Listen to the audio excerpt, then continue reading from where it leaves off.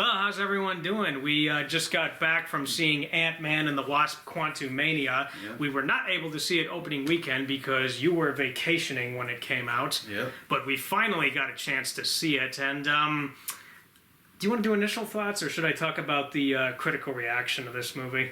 You go right off the bat. So, I actually heard mixed reviews about this one, and this movie had the same ratings that Eternals had, which was in the 40s, and I'm like, oh no, is this going to be bad? Yeah. But we, after seeing it, honestly, I liked this movie. It was a very fun. It was a pretty funny, good movie. Yeah, this I like this more than the other two Ant-Man movies, actually. Yeah. I would say so. At least the first one for me was kind of pretty good, and the second one was all right. Yeah, because we saw the first one back when it came out in 2015. I know we did because we saw it together. Yep.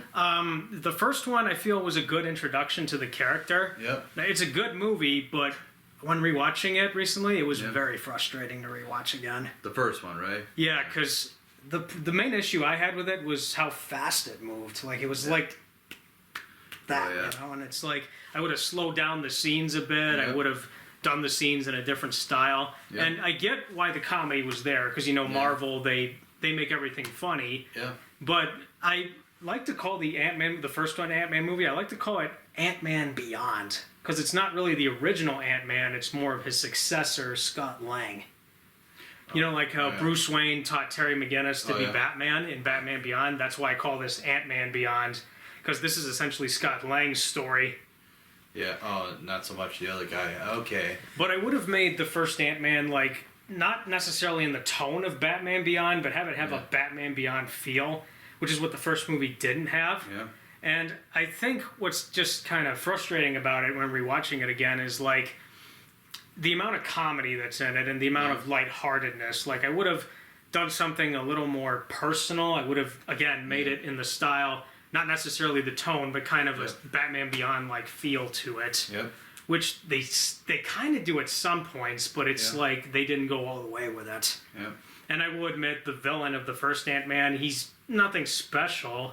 I mean, the suit looks cool, but he's nothing special. He's just a crazy guy that has weaponized the PEM particle to his own needs. Well, he's basically sort of changed it around to what he wants, and he's going to sell it off to basically the last remnants of Hydra in the first Ant-Man, but then that doesn't happen because I don't think they get a hold of the technology, and then he goes berserk and fights Ant-Man.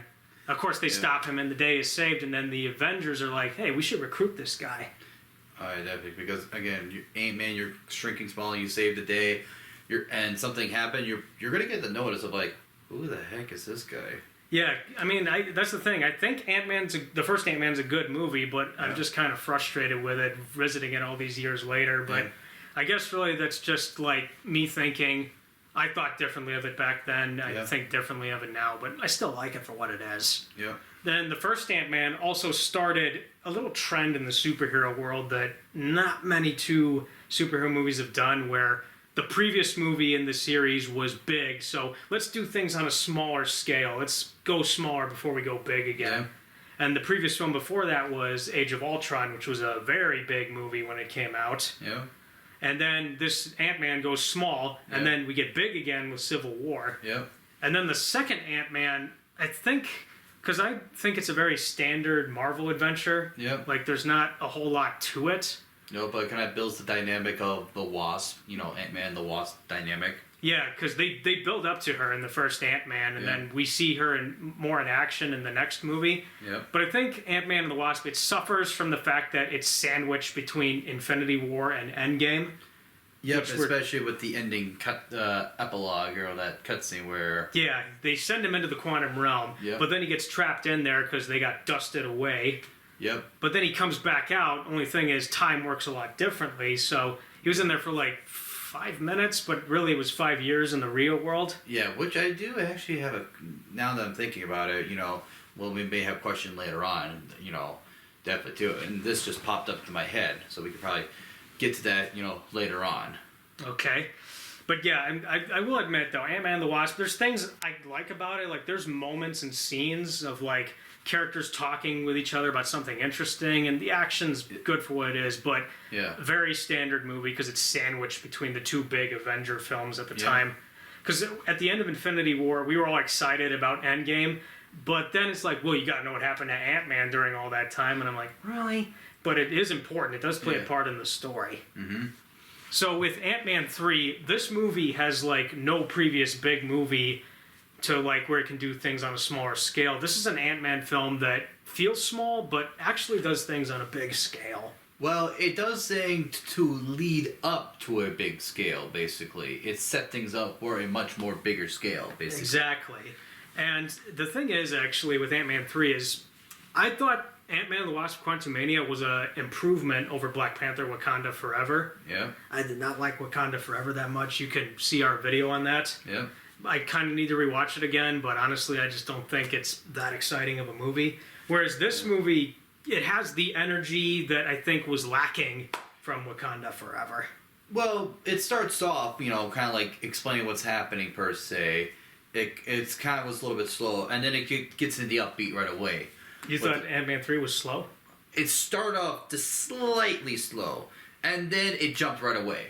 So it's kind of like the little like this right away, kind of like it spiked really quickly. I didn't think it was slow. I just kind of felt like it was building up towards the big finale, Well, what I mean by that is like, him talking about his life basically, and then he has to, get his daughter out of jail because she did something. Oh, yeah. Now, this is where I think we're going to go into spoilers a bit. Yeah. We may not get everything memorized, but we'll spoil as much as we can, but I'm pretty sure you all saw the movie anyway. Yeah, by this point, yeah, but what I mean by slow is he's talking about his life and then, getting her, and then, getting her daughter, or his daughter out of jail. Yeah, and so it's kind of like that, a little bit of a slow start, and then it starts to pick up a little bit more when they talk a little bit more about the quantum realm, basically. I didn't get a slow feel out of that, actually. I thought it was decently paced enough that I didn't have too much of a problem with it. Yeah, I mean, for me, it just felt like, okay, kind of quiet, but then it's like, okay, now it's picking up a little bit.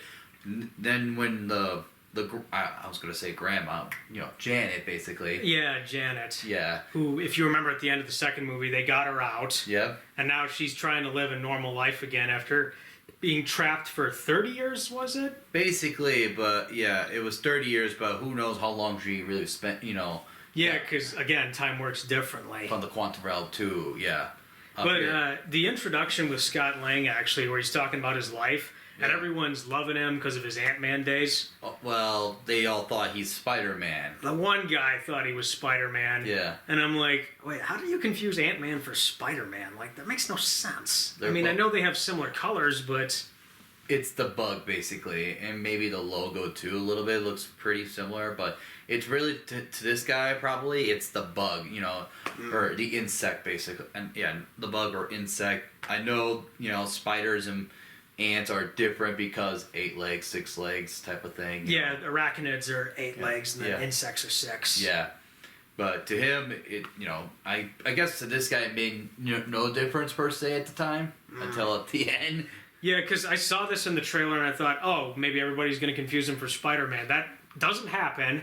Yeah. But it's like, how could you confuse him for Spider-Man? The difference is night and day. Yeah. Like you said, maybe it's just he doesn't know all his bugs. Yeah.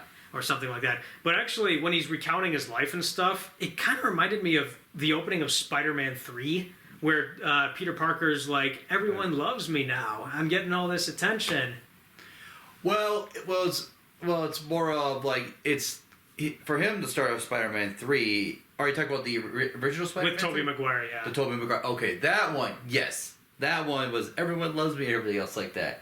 I was thinking more of the Tom Holland Spider-Man 3, where he went, oh crap. So this is the contrast to what happens in No Way Home. I mean, yeah, it's nice that he's getting all this attention and no one's coming after him like, with Tom Holland. Yeah. But I was seriously getting Spider-Man 3 vibes with Tobey Maguire. Yeah. And that's not the only Spider-Man 3 comparison I have to make, but we'll get to that. Yeah. And then we find out that Cassie has, gone to jail because she's committed a few crimes, but not malicious crimes. They're all for Hank Pym, I believe. It was more of basically the I want to say was it the homeless or stuff like that per se. It was trying to do something for a change even though she was breaking the law, basically. Yeah, they mentioned like that they were helping out homeless people who were displaced because of the snap of Thanos. Yep. They mentioned this. But then they start going into like affordable housing a little bit. And I'm like, whoa, whoa, whoa, whoa. Hold on a minute, movie. Don't go into modern inflation issues. Because they start to do that, but then they like stop because it's like, whoa, whoa. I don't think anyone wants to be uncomfortable with that. Yeah, well, yeah. It's sort of kind of, you play with it a little bit too, but you also realize that in this particular timeline, yeah, everyone kind of like gone and came back, you know, like years later. It's like, okay, everything changed. So what are you going to do with these people? Yeah, but we don't really see, like, the effects of that. Because, like, I get we're going to focus on all the action and the superheroics. Yeah. But if someone were to make, like, a fictional documentary of what happened during the snap and after it, like, how would the world function? That'd be kind of interesting to watch. It's sort of, I don't know if you want to say it's sort of happened with some like the TV shows of the Avengers or stuff like that. Oh, all the Disney Plus stuff? Yeah, the Disney Plus stuff. Maybe they touched on it a little bit, but didn't go into too much detail with it. Yeah, I feel like it touched a little bit with America, you know, Falcon and the Winter Soldier. I don't think I remember any. Well, I think it was more like that freedom fighter or that terrorist group in there. Oh, yeah, those people, the Flag Smashers. Yeah. That's still a terrible name for a terrorist group. Yeah. Yeah, it kind of reminds me of like the you know, was it like the, from one of the Ace Combat games, it was like the Borderless, you know, organization or something like that. I've never played Ace Combat, but you can go into that. Yeah, I could get into it a little bit, but Ace Combat is basically like an aerial combat type of game, or it's, you can choose kind of like your flight perspective, whether it's kind of like from the screen, or first person, which is like you're in the cockpit, or third person, where you can actually see your aircraft, basically. But it is kind of like a aerial combat simulator, basically. I've played a few aerial combat games, just not with planes, more like with some other stuff. But even the Star Wars games have very good aerial combat from time to time. You do, but in Ace Combat, it is a fictional world, but uses modern day, or you know, like modern day airplanes, basically. Some of it is fictional. Some of it can be very science fiction, basically. But there are some of those science fiction planes that can be possible, basically, even for nowadays. Yeah, like they're very theoretical. There's a lot of things we could accomplish. Yeah. Some of these planes are very theoretical. Like it could be possible for nowadays technology that's growing and advancing, especially for military. Maybe NASA will get some good ones out. Yeah, there are some, but there are some other ones where it's like maybe we're a little bit too far from that one per se. Yeah, so little tangent there, but anyway, with Cassie Lang, like when she starts doing all these little crimes and stuff, I was like, oh, you're following in your dad's footsteps. Oh yeah, getting into trouble and stuff like that. Yeah. Yeah. She kind of referenced later on in the film. Yeah. I don't know if they were building up to that in the other Ant-Man films or not. But I remember a moment in Ant-Man 2 when she sees her dad on the TV and she's like smiling because she admires him, you know? Yeah. It's kind of like you need a parental figure that will influence you later in life. In this case, it was her dad, and she's like, this looks fun. I want to do it someday. Yeah, but you also got the whole do as I say, not as I do, you know, that saying, which he's trying to tell his daughter he's trying to deter her away from that life, which we've seen that in other fictitious stuff. I can't think off the top of my head. Yeah, it's like, do as I say, not as I do, because what I do is a lot different, and it's a lot more dangerous, and I do not want you to get to that route. But there was a scene in Ant-Man 2 where she's like, well, maybe one day I could be your partner, Daddy, and then he's like, well, Hope's my partner. And he didn't hint at, oh, you'll be my partner someday, but that was actually a nice little touch in the movie, like, oh, it's building up to this. Yeah. Because you can tell in the trailer it was all building up to that. And then there was this argument scene they have, and you were like in the theater, ooh, burn, during the end of the argument. Yeah, because there were some things that she said that's like, low blow there, low blow there. Yeah, but I didn't find that super cringe. I actually thought it was handled well enough that I didn't wince, you know? Yeah. Like, it wasn't done in a very cliche, cringy, teenage kind of way. It was done more in a way that I thought was believable. Yeah. But again, she says some things like, we're actually trying to do something, and it's like, you didn't have to go there, you know? It's bound to happen when people get into arguments with their parents. Yeah.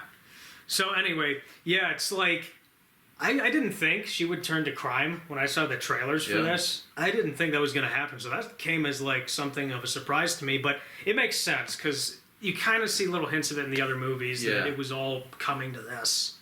And I guess it sort of makes sense just because, again, since she is, his daughter, and like we mentioned, he's gotten to jail more than a few times, and he will recount that basically to her again.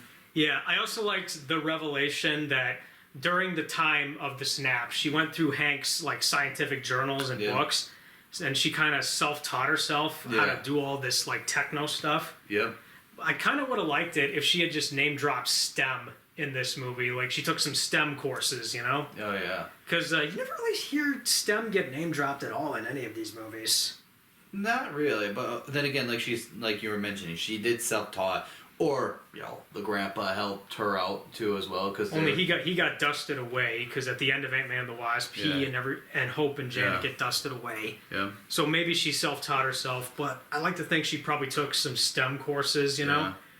But I don't know why they didn't name drop STEM in the Spider-Man movies with Tom Holland. because he went to some kind of math and science academy, and they talk about MIT a lot in the third movie. They did, and also in the Wakanda, Forever, which I know you despise, but they did mention. I didn't despise Wakanda Forever. I just didn't think it was that good. Yeah, but there was that, Ironheart. Oh yeah, she went to when she goes to the MIT. Yep. But it just would be nice if, for once in one of these movies, they name drop STEM. Because I heard that a lot when I was in middle school and high school, Yep. So it's like, just name drop it. Yeah. Or is it not well known enough? I don't know. Yeah.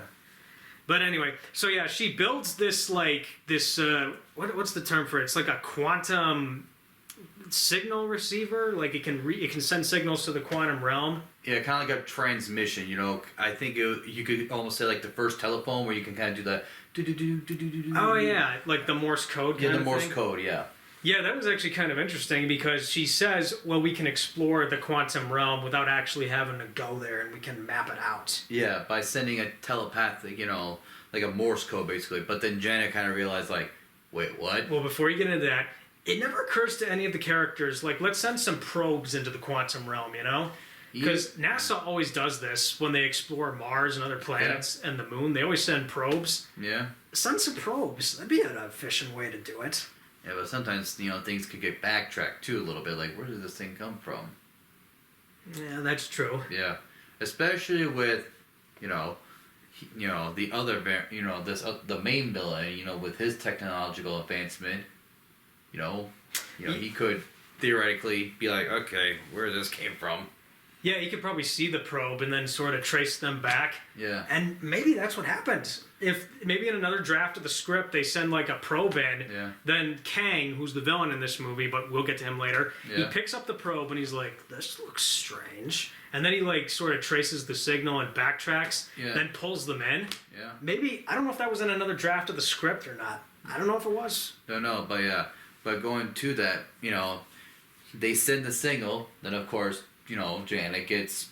She's like, what are you doing? Turn it off, turn it off! Yeah, because she is scared of, of the, what's inside the quantum realm. Yeah, so she's scared of Kang, basically. Yeah, so she turns it off, but that doesn't work, and then it sends like this like wave out, and they all get sucked in, almost like it's a black hole.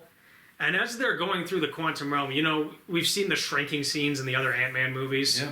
Those were really good shrinking scenes, actually. So we don't have time to dwell on the shrinking too much because we got a taste of that. But they go in there, and as they're going down, like, you see this science board, like, or some kind of board square object floating. And the ants kind of like, flying off too. Yeah, but when that board was flying, because the main writer of this movie is a known Rick and Morty writer. Yeah. And so I almost kind of expected the Rick and Morty theme to play in my head. Oh, yeah. As they were passing that board, and you see the mathematical equations, you see all the scientific stuff. Maybe Pickle Rick shows up. Yeah, I kind of expected them to play that, but maybe a YouTuber will dub that in. Maybe. Or maybe I'll dub it in when I make a full-fledged review of this movie. I don't know. But that would have been kind of funny if they did that. Yeah.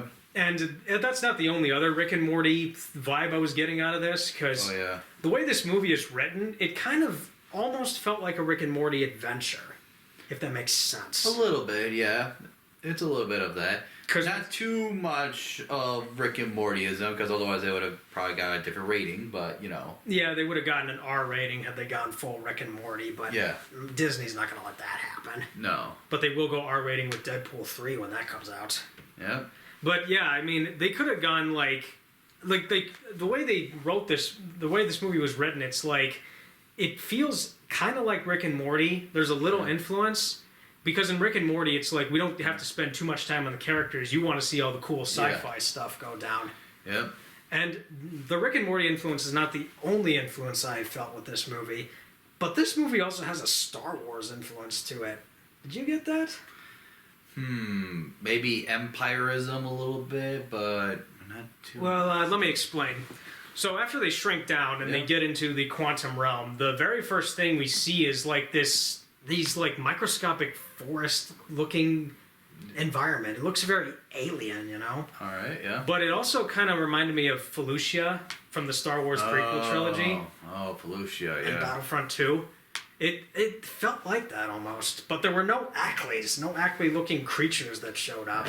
Yeah, from Battlefront 2, you also got The Force Awakens, Revenge of the Sith, you know, the Felucia scene, yep, or that planet, yep. Felucia was in Force Awakens. I don't remember that. Not Force Awakens, Force Unleashed. Ah, yes, My with bad. Shakti. Yep, Shakti, yep. Yeah, I want to play that game again. Yeah. But anyway, yeah, that Force was Unleashed, not Force Awakens, don't. Yeah. But that's not the only Star Wars thing I got out of this. There was a cantina scene, and I was like, Oh, I yeah. leaned to him in the theater. It's like, this is an awful lot like the cantina scene from A New Hope. And some of the creatures in this movie looked Yeah. like the aliens from Star Wars, or at least what you would see in a Star yeah. Wars film. Oh, yeah. And then Janet's got a cloak on, so she looks Yeah. like a Jedi when she's walking into that cantina.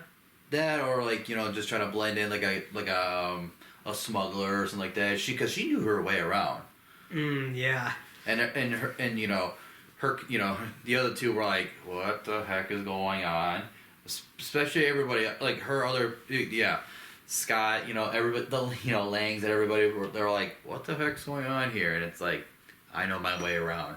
That's because she was in there for 30 years. Yeah. And so, yeah, they get separated. So they're not all together when they get stuck in the quantum realm. And I liked the little moment where Scott Lang's like, can anyone hear me? Hank, Janet, can you hear me? Yeah. That was like classic sci-fi trope right there. I Yeah. like that. Where like they try to contact everybody else. Then of course you have like the different language until you drink the juice. Oh, yeah, the drinking of the juice scene. Yeah. It kind of looks like Kool-Aid or other kinds of Yeah. red drinks. Yeah, because it's like, blah, blah, blah, blah, blah, blah, blah, and then after you drink it, it's like, drink the juice. Drink the juice. And it's like, what? You know, it's like, wait, what? And it's like, wait, can you understand me now? Yeah, that was like another sci-fi trope where it's like you drink the blood, you drink the thing, or you take the thing, and then you can understand their language. Yeah. Which is actually what happened in Planet Hulk. Yeah. Because in Planet Hulk, the Sicarians, they like shoot this disc at the Hulk. It attaches to him, Yeah. and these little talk bots get in his head, and he can understand their language. Yeah. Happened in the comic and the animated film. Yeah. And so I'm like, okay, that's a nice little callback to Planet Hulk. Yeah. A shame that the actual Planet Hulk they adapted wasn't good. Yeah. I'm still not over that. But anyway, yeah, when they drink the ooze, like, you see this, like, dripping on Cassie's chin and stuff, and it looks like blood. Yeah. And Scott's kind of got this, like, Yeah? What were you drinking? Yeah, it's like, drink the juice. It's like, what? but I was also kind of getting Indiana Jones and the Temple of Doom vibes with that Alright. scene, because in Yeah. Indiana Jones and the Temple of Doom, the leader of the Tuggies is like, you must drink the blood and become one of us. Yeah. You remember that? I remember that a little bit, yeah. And then they force Jones to drink the blood. Yeah. And when he does, he's like, "Ah!" Well, they kind of get hypnotized a little bit, per se. And the only way to free him is by burning him with the fire. Yep. I was kind of getting Indiana Jones vibes out of that, just Yeah. not with the scary angle to it. Yep. That was actually a pretty cool scene, what they did. Yep. And it's like, well, you can hear me now? It's like, what do you mean? And it's like, oh, maybe we need to get you more juice. No, I can hear you. I can hear you. Oh. I can hear you just fine. Yeah, and there was that blob character that was amongst the group. Yeah. I don't know why, but that character reminded me of another blob character that I saw in sci-fi once. It was Gluto. Yeah. from Ben 10 Secret of the Omnitrix. Oh yeah. That character, I forget his name, but he reminded me a lot of Gluto Yeah. from Secret of the Omnitrix. Then you have the guy who reads mind, and it's like, yeah, it's like we all have holes, and it's like stop thinking that. It's like, but what do you mean? I can't stop thinking of it. They were clearly going for some kind of adult humor with this. Yeah. Even if it wasn't Rick and Morty levels of humor, I could tell they were going for some of that. Yeah. There's also a scene later on where Janet's like, well, you see, Hank, I've got needs, and I may have hooked up with Bill Murray's character. And I'm like, yeah.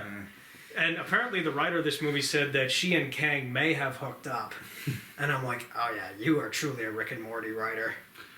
It's like I have needs, and it's like, and the other one, while their daughter was there too. It's like, Yeah, it's like, that's a bit uncomfortable. well, for the daughter, it's like, oh come on. It's like, well, I also had needs too. Come on. And then Hank was like, well, I may have hung around with someone named Linda. What, Linda Carter? I don't know. I don't know. It's like, what? Well, it's like, what happened with that one? She wasn't you. Yeah, you can tell that they were putting some adult humor in this. Yeah, and, definitely, for sure. There were actually kids in the theater, and I just kind of wondered what the parents were thinking when their kids were hearing all this. Oh, God, yeah. That's for sure, yeah. I don't know what they were thinking, but That's another thing, too, about the quantum realm is that we've never seen it in detail in the other movies. Like, we Yeah. got teases of it in the other movies. Yeah. But now we're fully exploring it, and it's this very alien-looking world. Yep. It's got all these weird inhabitants and all this weird foliage and these, like, floating rocks Yeah. and all this other cool stuff. And it's like, it's got this really nice sci-fi look to it. Yeah. And that's something I actually really liked Yeah. about this movie is that it goes in with the sci-fi that it knows will please the audience. Yeah. And what you get is some really good eye candy here. Oh, yeah. Because I know other people who saw this movie were complaining about the effects. Yeah. a lot of the effects didn't look bad. I actually thought they looked a lot better than the other two Ant-Man movies. Well, I know with some of at least some of the jokes I seen online, a lot more of the graphics or that complaint comes from one particular character. Yeah, and we're gonna get to him in a little bit. But outside of the Blob character, there was also a Broccoli character in there for a bit. Yeah, he only made appearances a couple of times. And also, buildings are alive, apparently. Yeah, that was like, whoa. This Yeah, and the Blob one was like, wait, your buildings in your world are dead? It's like, well, no, but they're structurally made, but they're not moving like these guys. Yeah, I mean, this really did feel like a Rick and Morty adventure a lot of the times, because Rick and Morty would have all these cool sci-fi worlds with all this wacky stuff that's going down. Yeah. It's very clear to me the writer took what was nice about Rick and Morty and transferred it over into here and gave us a nice sci-fi treat. Yeah. But with the Broccoli character, like, I'm surprised none of the characters got the munchies and decided to eat that guy. Because broccoli's high in vitamin C. I know, but it's not like you're just gonna eat a random broccoli like that, especially one that's living. Well, there's an example of, I can think in a movie where these characters see a food-based character and then they get the munchies and they decide to eat them. In Scooby-Doo 2, Monsters Unleashed, there's the cotton candy monster, and then Shaggy and Scooby, they're like, you look tasty. And then the monster's like, why are you looking at me like that? Ah! Yeah, I mean, you can't do that, but at least in this one, it's just like, yeah, no, they're not going to try to do that. Especially when the creatures are going to be, freaking out and everyone's probably going to defend the creature. Yeah. That would have been kind of a funny joke if they decided to get the munchies, Yeah. But I guess really they didn't need to go all out with that. No. And then the monsters that actually attack Janet at the beginning of the movie and the way they move and stuff, like, I was trying to figure out, have I seen that in another sci-fi creature before? And I think I might have. Like, I couldn't tell if they were moving like the xenomorphs from the Alien movies. I couldn't tell if they were moving like the necromorphs from Dead Space. Or maybe the bioraptors from Pitch Black. Like, I couldn't tell if they were moving like that, but I got some vibes out of those creatures that were just like that. Oh, yeah. But yeah, there's like a ton of interesting things in this world that we couldn't see before. Yeah. And because in the first movie, when we see all the microscopic stuff, and then you see all those moving shapes, which is kind of psychedelic, and then he's in this like pitch black void with all the like, I don't know what those are actually that are floating around in the darkness. Yep. Oh yeah. And then in the second film, we see like just a little more. We see, I think, water bears in the quantum realm in the second film. Yep. But yeah, in this movie, we get to explore the quantum realm in its entirety, and it's really nice to look at. Definitely, for sure. I mean, the colors are kind of drowned out. Like, it's not too colorful, but I didn't mind that. Yep. But it's a very nice looking world. Yeah. So it's nice that we got teases of it in the other movies. Now finally we get to explore the microverse in its entirety. But of course, Janet being there for so long, but of course when people hear the name Janet, they also reference her with Kang the Conqueror. Oh yeah, we got to talk about this guy. Yeah. So Kang is a villain that he's basically one of the big bads in the comics. Yep. But whenever I read like Marvel encyclopedias growing up, like I didn't see his name come across. I was focusing on more important details. Mm-hmm. But apparently, this guy has a history with a lot of heroes in Marvel. Well, yeah, because he is the kind of like multiverse, enemy per se. Yeah, and he's actually gone up a lot with the Fantastic Four in the comics. Yep. Which maybe we'll see the Fantastic Four take on this guy in Avengers 5. Maybe. But you also got like a lot more of his, variants to come. Yes, we did get a hint of that because they established in Loki season 1 that it turns out there were many versions of Kang and they all engaged in a multiversal war. Yep, and then the He Who Remained won. So his objective was to keep the timeline intact, basically, or at least keep it in the straight line. Do not let it branch out, basically. And that's where the TVA comes in. And that's where the TVA comes in to prevent the multiverse, hazard to come, basically. Yes, but at the end of Loki season 1, obviously the timeline branches out when, was it the female Loki that took him out again? Yeah, female stabbed him and he kind of warned her by saying, you don't know what you have unleashed. And there's a lot of other versions of me and they're not nice. Yep. So it was nice that we got a little hint of that. And we get to see one of these variants, which, when I saw the trailers, I thought this Kang was actually the original Kang. Yeah. It's not. Yeah, it is. He is almost like him, except the difference is they call him, at the end of the film, or at least in the epilogue scene, the Exile One. Yep. Yeah, because it turns out, spoiler alert, one of the scenes at the end of this movie is that we find out there are so many Kangs. And this Kang in the quantum realm is actually one of many. Yep. But he wears the costume that Kang is very much known for. Yep. And I seriously thought this guy was the original at first, but the revelation that he's not, that was like, okay, that was actually a pretty good revelation, I will not lie. Yeah, he is just known as the Exile One because there's many variants, which I kind of, in the movie was talking about, like, there could be many more to come. He kept saying it, both his... the He Who Remained, and then this guy. Then, of course, at the epilogue, the more variants, came out of nowhere saying, looks like the Exile One died.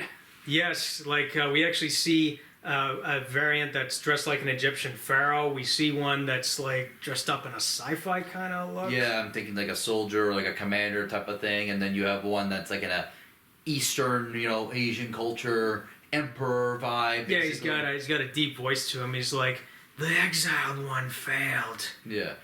Yeah. Or it was more of like, or the two kind of came out, it was like, looks like the Exiled One died.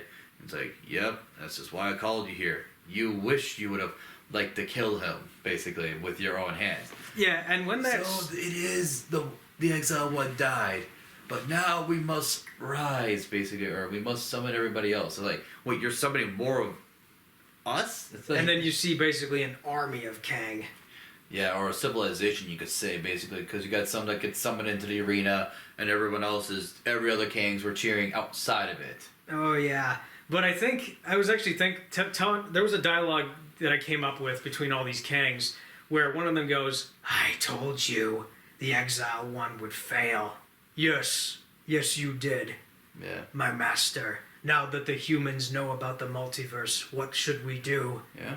They may have found the multiverse, but we will not stop until we prevent them from destroying what we've built. Yeah. Ready our army of Kangs and the Armada. We will use the old ways. Yeah. Like, I was picturing a Snyder Cut sort of dialogue between these guys. But it was really nice seeing all the variations finally, and coming out. Yeah. we're definitely going to see them in Avengers 5 because I know we're going to see all these Kangs go up against the Avengers. Yeah. I kind of like to think maybe the Avengers will take them out one by one or in packs, you know?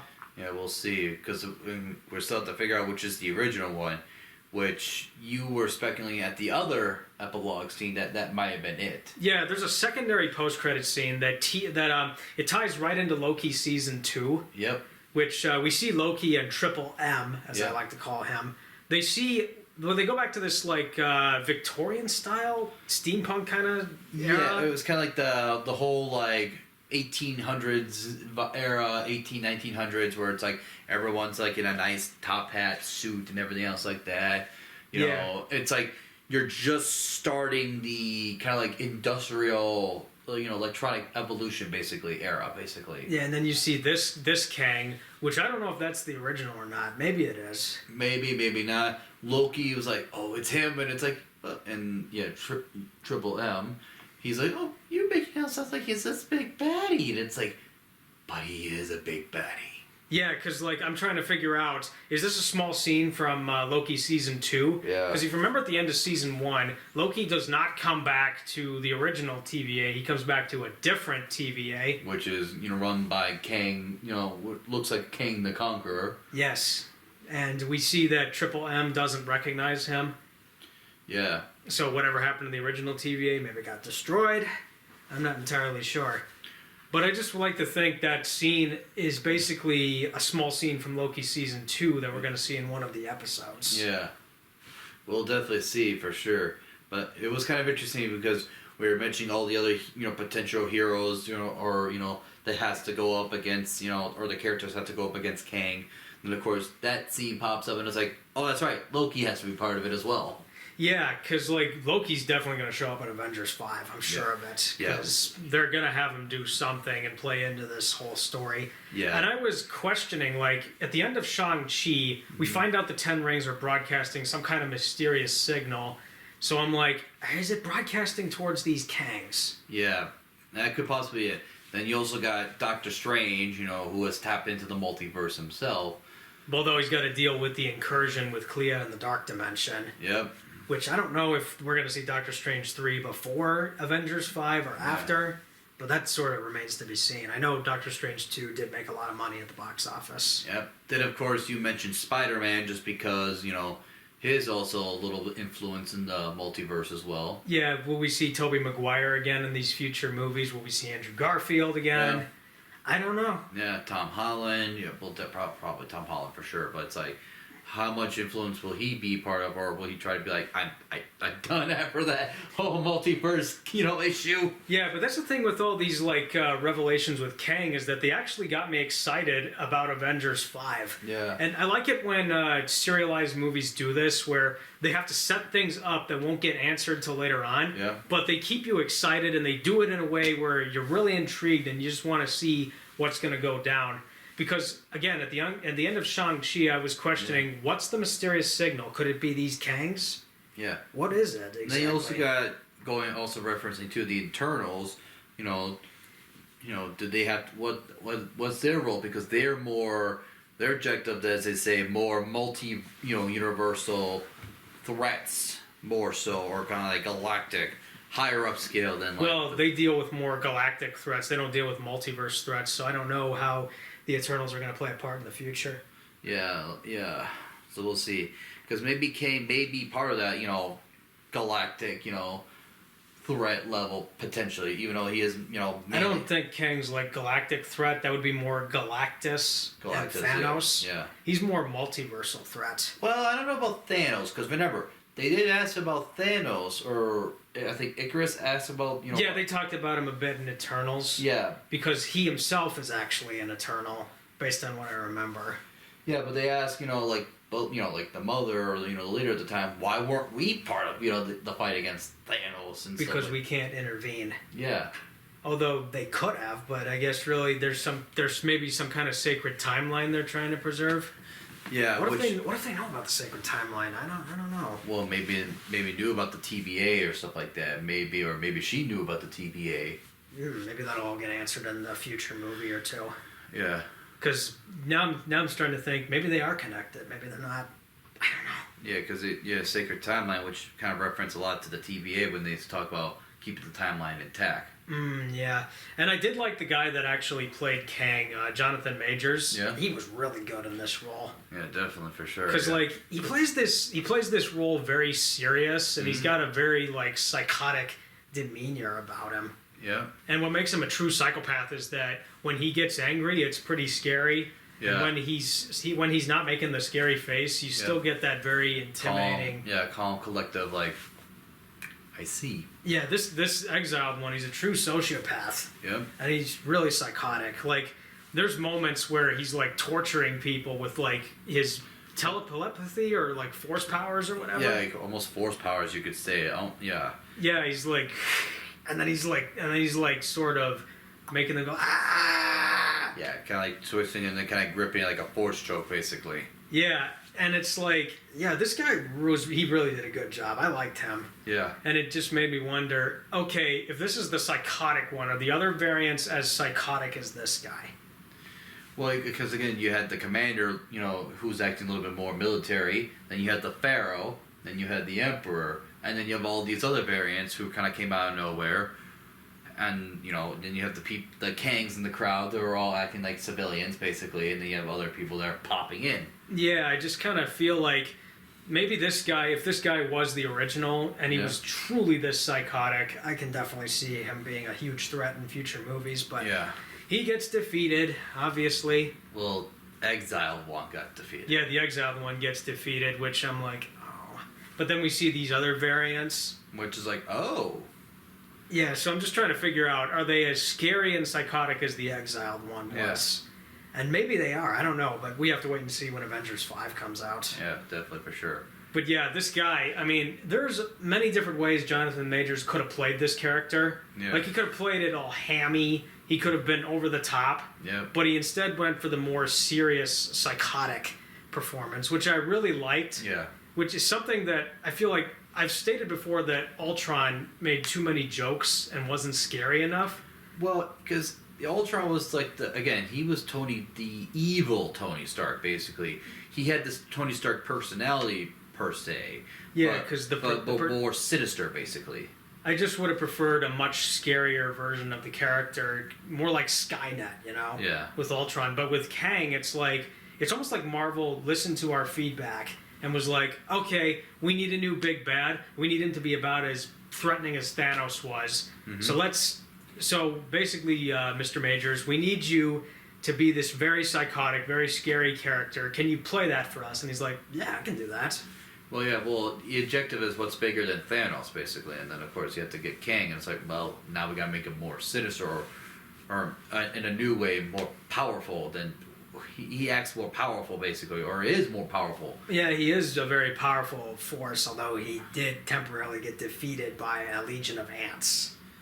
Yes, I mean, again, he only has so much that he could do. Well, he was able to block him off a little bit before MODOK kind of breaks the shield. Yeah, and then I think when I was saying he could have played this over the top and hammy, Yeah. He could have had this extremely psychotic look, and maybe during some of the battle scenes, he would have gone on a microphone or an intercom, and he would have been like, "Attention!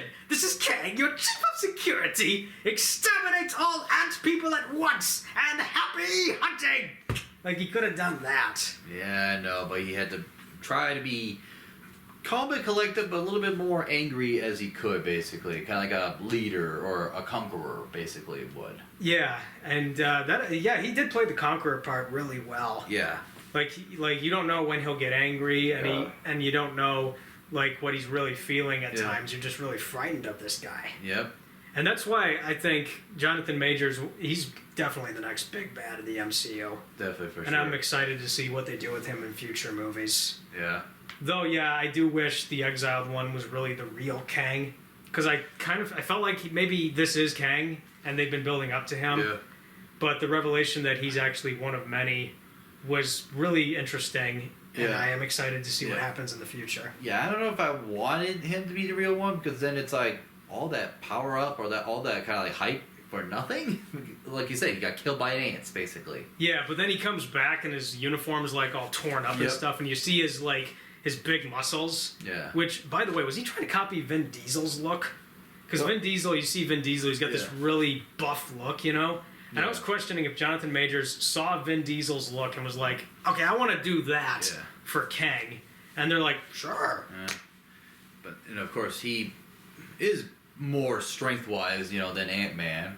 So he pummels him, basically, before, Hope comes back and helps out by shooting him down, getting him back to the basically the multiverse ball thing that can be able to kind of like teleport him or move across realms, basically. Yeah, but it's like, I don't know why, after the first one got destroyed, he couldn't figure out how to build another one, you know? Like, he could have mined resources in the quantum realm and been like, okay, I'm going to need all these parts. Can you all get all this stuff for me? Yeah, especially with all the time he had to build an empire. But then again, maybe there was specific like elements or material that he couldn't get in the quantum realm, but he could get in like maybe another timeline or like a planet or something like that. That's a possibility, which needed him to get out of there. Yeah, and I don't know why he couldn't just like find these in another timeline or another universe or something and just like gotten those, and then you got your way out. Yeah. Maybe he didn't have the tech. I don't know. Yeah. But he spent all that time building up the empire, and it's like we see this like very futuristic city, and he's got all these guards, that look like. Yeah. I'm trying to compare what their look was too, with all the helmets and stuff. It did look Tronish. You were getting Tron vibes out of it? At least the blue and kind of like that sort of outfit-ish, basically. Now I can see that.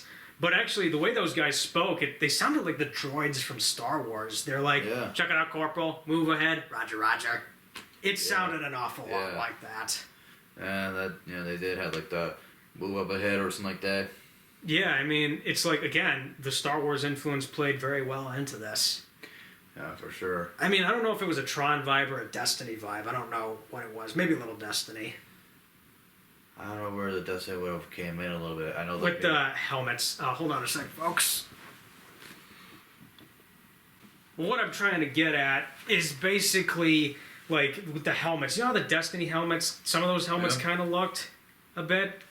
Actually, come to think of it, those helmets, they kind of had. I know in Pacific Rim they wore these armors that. Like, I think maybe more Pacific Rim or something like that. I could see that more than Destiny. Yeah, maybe Tron mixed with Pacific Rim mixed with Destiny. Yeah. But it was kind of cool when they were talking in that droid voice because it gave me some nice flashback memories of those guys. Oh yeah. That was pretty cool.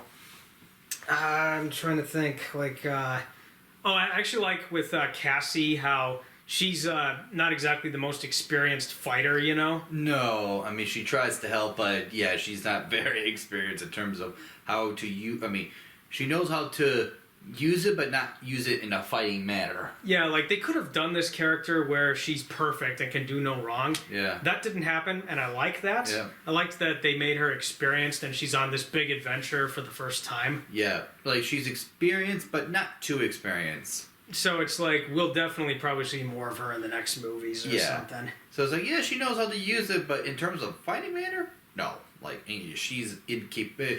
She did not learn how to properly fight with the suit. And it's like, and of course, Scott was like, you gotta pop in, and then pop out, and then throw the punch. Yeah, I mean, I liked how they had to sort of teach her these tricks and stuff. And it didn't feel cheap. It just felt kind of natural. Yeah. Even though she's kind of somewhat of a good fighter. Maybe she took some gymnastics. I don't know. Yeah, or something like that. Yeah, who knows? But it's like, yeah, she was not an experienced fighter. Although she was able to, weirdly enough, defeat MODOK. Oh, yeah. Speaking of MODOK, we got to talk about MODOK. The revelation of MODOK, MODOK. MODOK, yeah. Now, MODOK is a character, like, you read any Marvel encyclopedia, MODOK's going to show up in it no matter what. Mm-hmm. I was not well-versed on MODOK before going into this. I just knew of the character's existence. Mm-hmm. But I have reason to believe what we saw was not the MODOK from the comics, because this isn't the MODOK from the comics. No, this was basically how they kind of put it out. The villain from the first film, who just happens to be who had a demotion to from main villain to Side henchman or Yeah. right hand man of Kang. yeah. And actually, because at the end of Ant-Man, we find out that Darren Cross is still, well, in this movie, we find out Darren Cross from the first Ant-Man is still alive Yep. because he did not die from shrinking down and being crushed. Yeah. It turns out he's actually alive, but his head is bigger now than the rest of his body. Yeah, his body shrunk, but his head is big, so he couldn't really do much, and he was practically almost on the brink of death. But then Kang and his soldiers, brought him back, revived him through the. They put him in like a chemical bath, and then Yeah. they like put all these robotic parts on his body. And when they do that, you see his bare butt, and I'm like, oh, Yeah. I did not need to see that. Then right before he starts to finish up his his old revival, then of course they interrupt him a few times It's an acronym, and then they add an extra letter, and it sounds like Modork or whatever. Yeah. Yeah, but it's like, see, when he died in the first Ant-Man, I thought that was it, but it turns out he's actually alive. Or when he died. Yeah, because it's kind of like with Red Skull, everybody thought Red Skull was dead. Yeah. But no, he actually somehow survived, and he's now kind of half dead. Yeah. While giving the Soul Stone, but that was a great reveal on Infinity War. Yeah. Whereas with this, it's like I don't think I needed to see Darren Cross again. Yeah. Because he wasn't much of a villain in the first one. Yeah. So the fact that he's still alive and now he's this oversized head and metallic body. Yeah. It's interesting that we're seeing MODOK now. Yeah. Because Marvel fans have been like, when's MODOK gonna show up? Yep. And he came out here. And this is where the other mixed reviews, that part of that mixed review comes into play. Oh, It's yeah. how he looked. The effects regarding MODOK. Yeah. Like, there were people who were sitting behind us in the theater and they were like, this looks bad. Yeah. I literally heard them say that. Yeah, and of course, him, and along with some other characters from different parts of the Act 4, basically, or Phase 4, we're all like, people are like, this is kind of cheesy animations, downgraded animation, basically. Kind of just took a step back. Well, the CGI, for some of the CGI in Phase 4, it wasn't very good. With She-Hulk. Oh. The She-Hulk, there was a reference in that one. They talk about that one. They also talk about Thor, the Love and Thunder. That communication between... Oh, the communication between him and the son of Heimdall. We never talked about that at all when we did Thor, Love and Thunder. No, we never talked about the communication part of it, how that looked per se. But that was one of the part of the complaint too, was that all the animations from some of these things that were a step back, basically, compared to Phase 1, Phase 2, or, Well, the thing is, with the Marvel films, you can tell a lot of the effects are computer generated. Yeah. Or you can tell there's people in front of a green screen. Yeah. But there are some instances where they get it right. There's other instances where you can tell, oh, it's not really there. Yeah. But the one thing I hated the most in Phase 4 was the animation for She-Hulk. It looks so bad. It looked like Princess Fiona from the Shrek films. It seriously did, because they've criticized the 2003 Hulk for looking like a really angry Shrek. Yeah. Well, it's happening again in She-Hulk, but it looks worse. Yeah. And I am not going to go into that again, because I hated She-Hulk. Anyone who talks to me will know I hated She-Hulk. Yeah. But anyway, the animation regarding MODOK, Oh, yeah, and the eye, too. I forgot the eye of... the third eye. Oh, the Doctor Strange eye? Yeah, the third eye that popped up, yeah. Yeah, I did see that again on rewatches, and I'm like, oh, that doesn't look placed well. Yeah, The second time we see it, it doesn't look placed well. Yeah. And on the bad Doctor Strange, that looked fine, but when you see it again with the good Doctor Strange getting it, it's like, oh, that's not good. Yeah. And then, with MODOK's animation, see, I was going to compare it to the Scorpion King from The Mummy Returns. Because the Scorpion King CGI is infamous for looking like a PlayStation 2 cutscene. Yeah. And the reason why is because it was never finished. Yeah. Whereas with MODOK, it kind of looks like something we'd see in a modern video game. Maybe a low-end modern game, but there are, like I mentioned to you before, there are some higher-end ones, higher-end games that look a lot better than what we see. It didn't look like PlayStation 3 graphics. It kind of looked like a mix of late PlayStation 3 with early PlayStation 4 graphics. Yeah. At least that's how it looked to me. Yeah. But I guess really it wasn't as bad as I thought it was gonna be. Like it looked better Yeah. rendered than anything in She-Hulk. Yeah. But still, it's like it looked so cartoon. It looked so cartoony. It could have been. It could have been better, basically. Yeah, and it looked really cartoony. But then Yeah. again, that's what MODOK looks like. He's this Yeah. very cartoony character. Yeah. And some people have said in their reviews, well, what works in one medium won't necessarily work in the other. They're Yeah. talking about the comics and how some things don't work. Yep. I've seen that a few instances where, like, yeah, there's some cartoony stuff that works in animation and comics and video games, Yeah. but we can't do it in live action. Yeah. I know- It's really hard to replicate. Yeah, I know early non-MCU movies wanted to avoid all that cartoony stuff. Yep. But when the MCU came around, we started embracing more of the cartoony aspects. Yep. Sometimes it worked.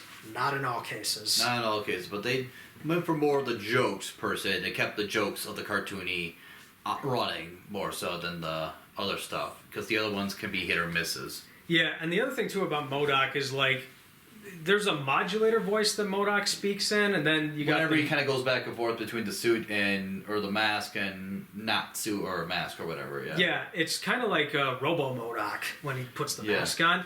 And when he's got the voice modulator, it sounds an awful lot like Dr. Samuel Irons from Doom 4.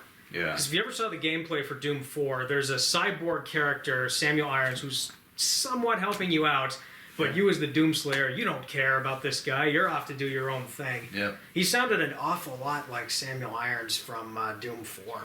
Yeah. And I'm like, you could have cast Lance Henriksen in this role, and that's what I would have liked. Because Lance Henriksen's got this really cool voice, you know, Yeah. and it would apply to MODOK. I mean, that would be so great if they casted him. Yeah. But I guess they didn't think of that. I don't know. Maybe I would have preferred if Darren Cross stayed dead, you know, and didn't come Yeah. back as this character. Well, I mean, now he's dead. But when he's like flipping between the voice modulator and the normal voice, I was getting Spider-Man Yeah. 3 Venom vibes from Yeah. that. Well, I mean, now he is dead though. Yeah. Well, before we get to that, it's like when he's flipping between the Yeah. voice and stuff, he sounds really cool when he's doing the voice modulator. And when he goes back to the normal voice, it's like, stop flipping back and forth. The voice modulator is cool. Because that was the Yeah. same problem with Venom in Spider-Man 3, is like he's flipping back between his Yeah. Venom voice and his Yeah. regular voice. Yeah. And I'm like, just stop doing that. You know what I mean? Yeah. But at least with the Tom Hardy Venoms, they didn't do that, which I like. They didn't Yeah. peel the face back so much. Yeah. So at least those movies got it right. I don't know why Yeah. they couldn't do it right. Maybe it was an effects limitation on the budget. I don't know. Yeah. But it's like, I don't like it when they do that. It's like, you have a cool voice. Stop flipping back and forth. Yeah. I mean, I just... And then he has this, like, really strange redemption arc that comes out of nowhere. It's like, well, it's the last minute henchman, that sort of like last minute henchman turns good, dies, and was like, I was a hero after all, right? I died in Avenger, and I'm like, what? That doesn't make any sense. To me, again, it was like the henchman, like, again, last minute, you know, change back, dies heroically. But it's That's like, it. yeah, but it's like Darren Cross was never the kind of, there was no indication that he could be redeemed. He was insane. And he craved power, you know? Yeah. So it's like, you would think because he's now this MODOK, okay, Yeah. I'm messed up with my appearance, but I've got all this power now, and then I'm going to screw you up with my machine, with my missile guns, y'all. Yep. But then it was like, low point, it's like, I'm just, you know, and when he says, I'm just a... Or maybe they could have made him the main villain instead of Kang, Yeah. because like that would have been a kind of interesting to see MODOK being the main Yeah. villain. Yeah, no, but when he was like, I'm such a, he was like, I'm just, and I was just like, I'm like, really? Don't say it. I know you kind of look like that with the big head, but don't say it. But then he said it, it's like, Oh gosh, yeah. I mean, it's just weird writing choice, and it comes well, out. again, it's another adult humor type of thing. I'm like, you're gonna say it too. I don't know. It's just weird writing choice. Like I Yeah. would have stopped the writer and said, "Did you watch the other movies? Because he started out bad. We do not need this redemption arc." It's so weird. And then, of course, like there's this really cool scene where Ant-Man becomes Giant Man, and he Yeah. steps out of the clouds and is Giant Man. That is an awful lot like in Godzilla 2014 when Godzilla Yeah. steps out of the clouds and the smoke and stuff, Yeah. and he roars at the Muto. That Yep. was an awful lot like that. And the way they shot some of those scenes, Yeah. it almost like it felt like it came out of a Godzilla movie. Which he referenced to his daughter. Yeah, it's like hugging Godzilla. Yeah. Because they both go giant or something Yeah. like that. I wasn't paying Yeah. attention, but But he was turned giant and yelled at Kang because, the agreement was something, but he didn't live up to his agreement. yeah. Because, like, why would you trust a guy with this kind of agreement? You know he's going to backstab you. Yeah. But I guess he was all doing it maybe because, well, okay, we can sort of we double cross him or something. Yeah. But then, of course, you have, before all that fighting sequence occurred, then you had the other Rick and Morty reference. Oh yeah, there's this scene where he's like, "I need you to go get me the thing to repair the multiverse traveler orb thing." Yeah, which is the orb, which happens to be the place, that kind of like... He dives in deep. Yeah, and then he comes upside down, and then it like flips around. Yep, and then it's like, Modak, and it's like, yeah. It's like, I'm here. What am I supposed to do?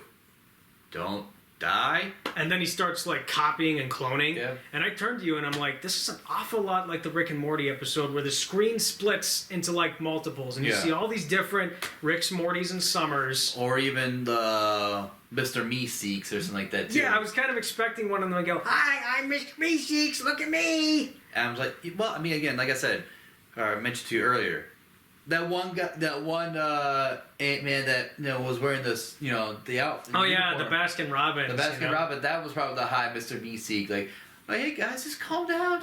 Everyone's like, who are you? Yeah. And it's like, well, I work at Baskin Robbins, and what are you all wearing? It's like, Yeah, I mean, they could have done that. They could have referenced Mr. Meeseeks by having one of them shout, "Hi, I'm Mr. Meeseeks, look at me!" yeah. Maybe we just could have had a ton of Rick and Morty references with that. Yeah, I mean, there's a bunch of them too, because it's like that, and then all of a sudden it's like, all right, and then Modek's like, it's just a multiverse storm. There's so many variants that are going to be coming out, which is a possibility. Then you have some of those running towards the orb, which then they die because I guess the orb has probably got too hot or powerful or whatever. Yeah, something like that. Split them up. And then they all decide to join together like the fire ants. Well, first, after that, they're all like, we're all going to die. And then they all just start, kind of like going against each other, running into each other, doing whatever. And then once they hear the dawn, then they're like, get this guy out. We got to help him out. Yeah, because, Cassie's the one that inspires them to keep going. Yeah. But that's kind of the thing is, like, there's a lot of really cool visuals in this movie that are reminiscent of other sci-fi things that we have seen before, and it's all done in a way that I think we found very appealing. Yeah. Like, there was nothing in there that we thought was cringy. We didn't think it was derivative. Yeah. It was just, good references. Yeah. Or maybe, like, because I know Wasp is copying herself at one point when she gets in there. Well, yeah, as she gets closer, all of her other possibility variants start popping up through the storm. Yeah, that was another missed opportunity. No interaction with her possibilities. Well, yeah, because Janet was telling her, do not interact. Oh, yeah, because, she listens and stuff. Yeah. Yeah, but I mean, it would have been nice if she interacted a little bit, and one of the possibilities kind of told her something strange. Yeah. I don't know. There was actually another good scene in this movie that I really liked. It was the backstory of Kang and Janet. Yeah. So she explains, I found him. He was a crashed survivor of, I think, a military campaign, was it? Or he was a scientist? He was exiled. Remember the whole thing about him was that he got exiled. Yes, I know, but I don't think she knew about the Kang stuff. She didn't know. She doesn't know until she touches like the ship and can see who he really is. Well, yeah. I mean, again, they didn't do that part, but that was the reason why he kind of flew out of it. It was because he got exiled. But they kind of thought of, she was like, oh, he was, lost basically.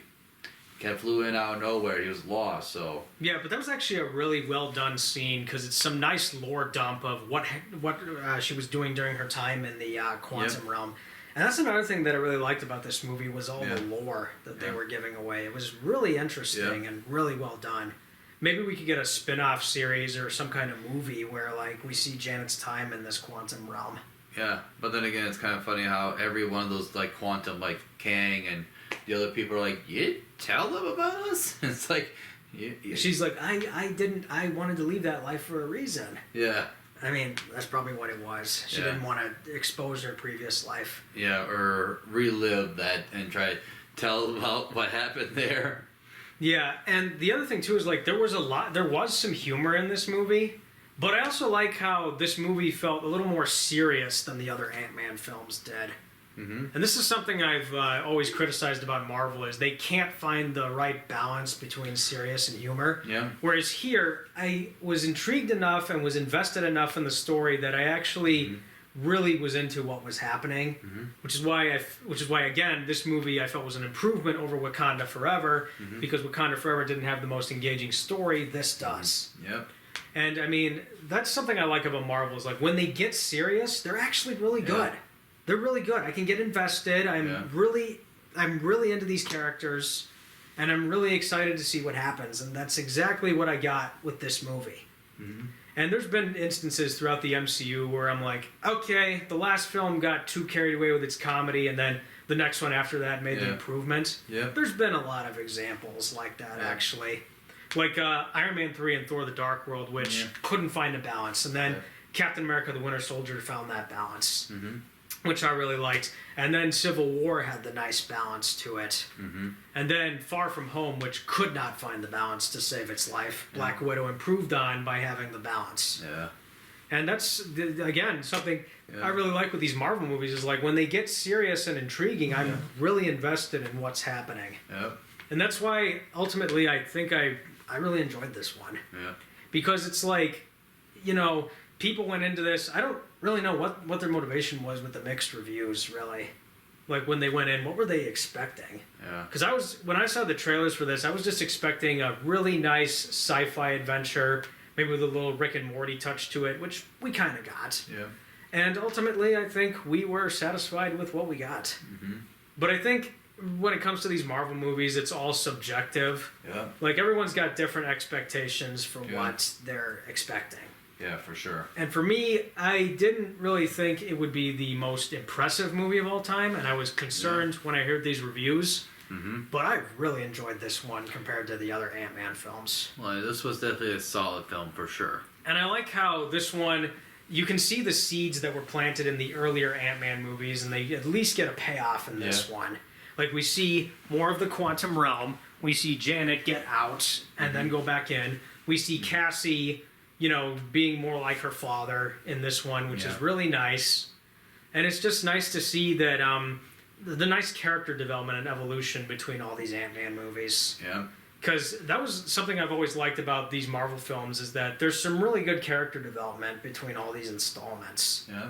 And I don't know why, but towards the end, I kind of felt like we were getting a little bit of closure with these characters, even though this might not be the last of them. We'll see more of them. Well, yeah, no, because the King, you know, at the two epilogues, kind of we're like, yep, we're gonna get ready for more, basically.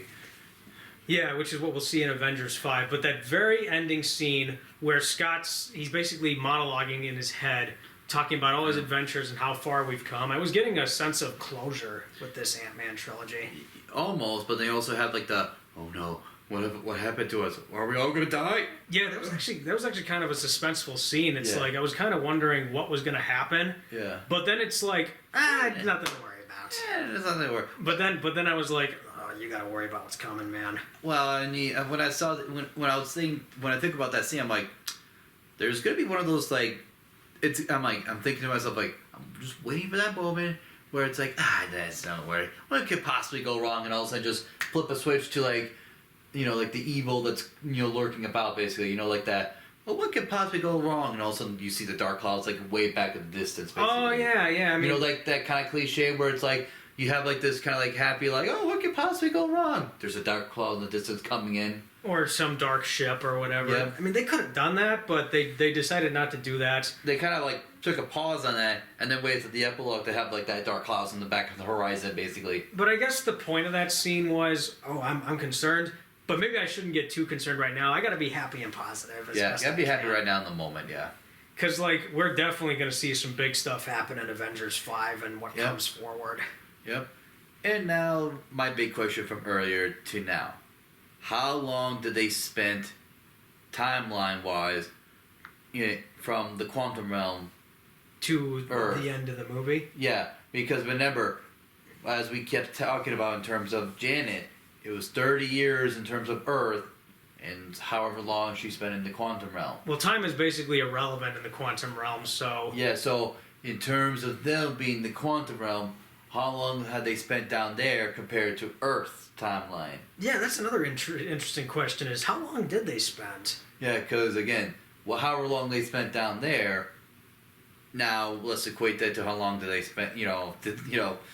How long will they spend away from Earth? Like basically like that. Maybe the writer or someone will reveal it down the road in like an interview or something, or maybe the information's already out. I don't know. Because if we went over from if the end game when Scott came back, he said he only spent like 5 minutes in the quantum realm. But it was 5 years in the real world. Yep. But that cannot be the case, because if he was in the quantum realm, and we know time's irrelevant, by the time they get back, it just kind of seems like maybe they were gone for a few days or something. Because there's nothing significant that changed when they got back. It didn't seem that way, yeah, but it's like, you spent a good amount of time in the quantum realm, and if times are, very fluctuation like that, like, you spent this long in there equates to this long in Earth, so how long were you guys really gone? Well, maybe like at the end of Ant-Man and the Wasp, when they get Janet out, like Hank and Janet look close to the same age. Yeah. And she's 30 years. So maybe when she left Hank in the original Ant-Man, they were the same age when she disarmed the bomb. Yeah. And so basically we see her again, but in older age, closer to Hank's age. Yeah. Maybe it has something to do with the branches of the quantum realm. Like one branch signifies days, the other signifies years, the other's like weeks or months. Yeah. Maybe it's a cast time system scale or something like that. I don't know. Yeah. Because when they get back, nothing significant has changed. It still looks the same way it did. Yeah. Because like you remember that Baskin Robbins boss, he hasn't aged up at all. He still looks the same like he did from the intro. Yeah. Actually, it's funny how they bring back the Baskin Robbins guy back. Couple times where it's like, oh yeah, I got fired here, but now I'm being recognized for my heroism, and it's like, well, we got to have a celebrity image in our Baskin Robbins to boost the sales, I guess.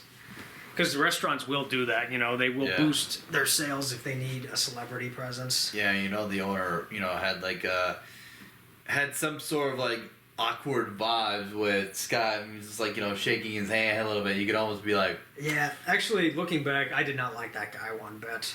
yeah. Because he's a very stereotypical boss character, and I'm like, no manager acts like this, no manager looks like this, It's just like, make him more natural, man. But it's just, But it's interesting how they brought him back. Yeah. Oh, I also liked how those sidekick characters that Scott had in the other two movies, completely gone. Yeah.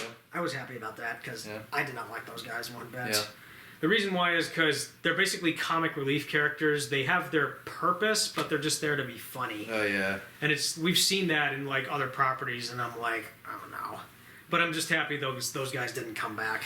Yeah. Because I don't know what purpose they could have served at all.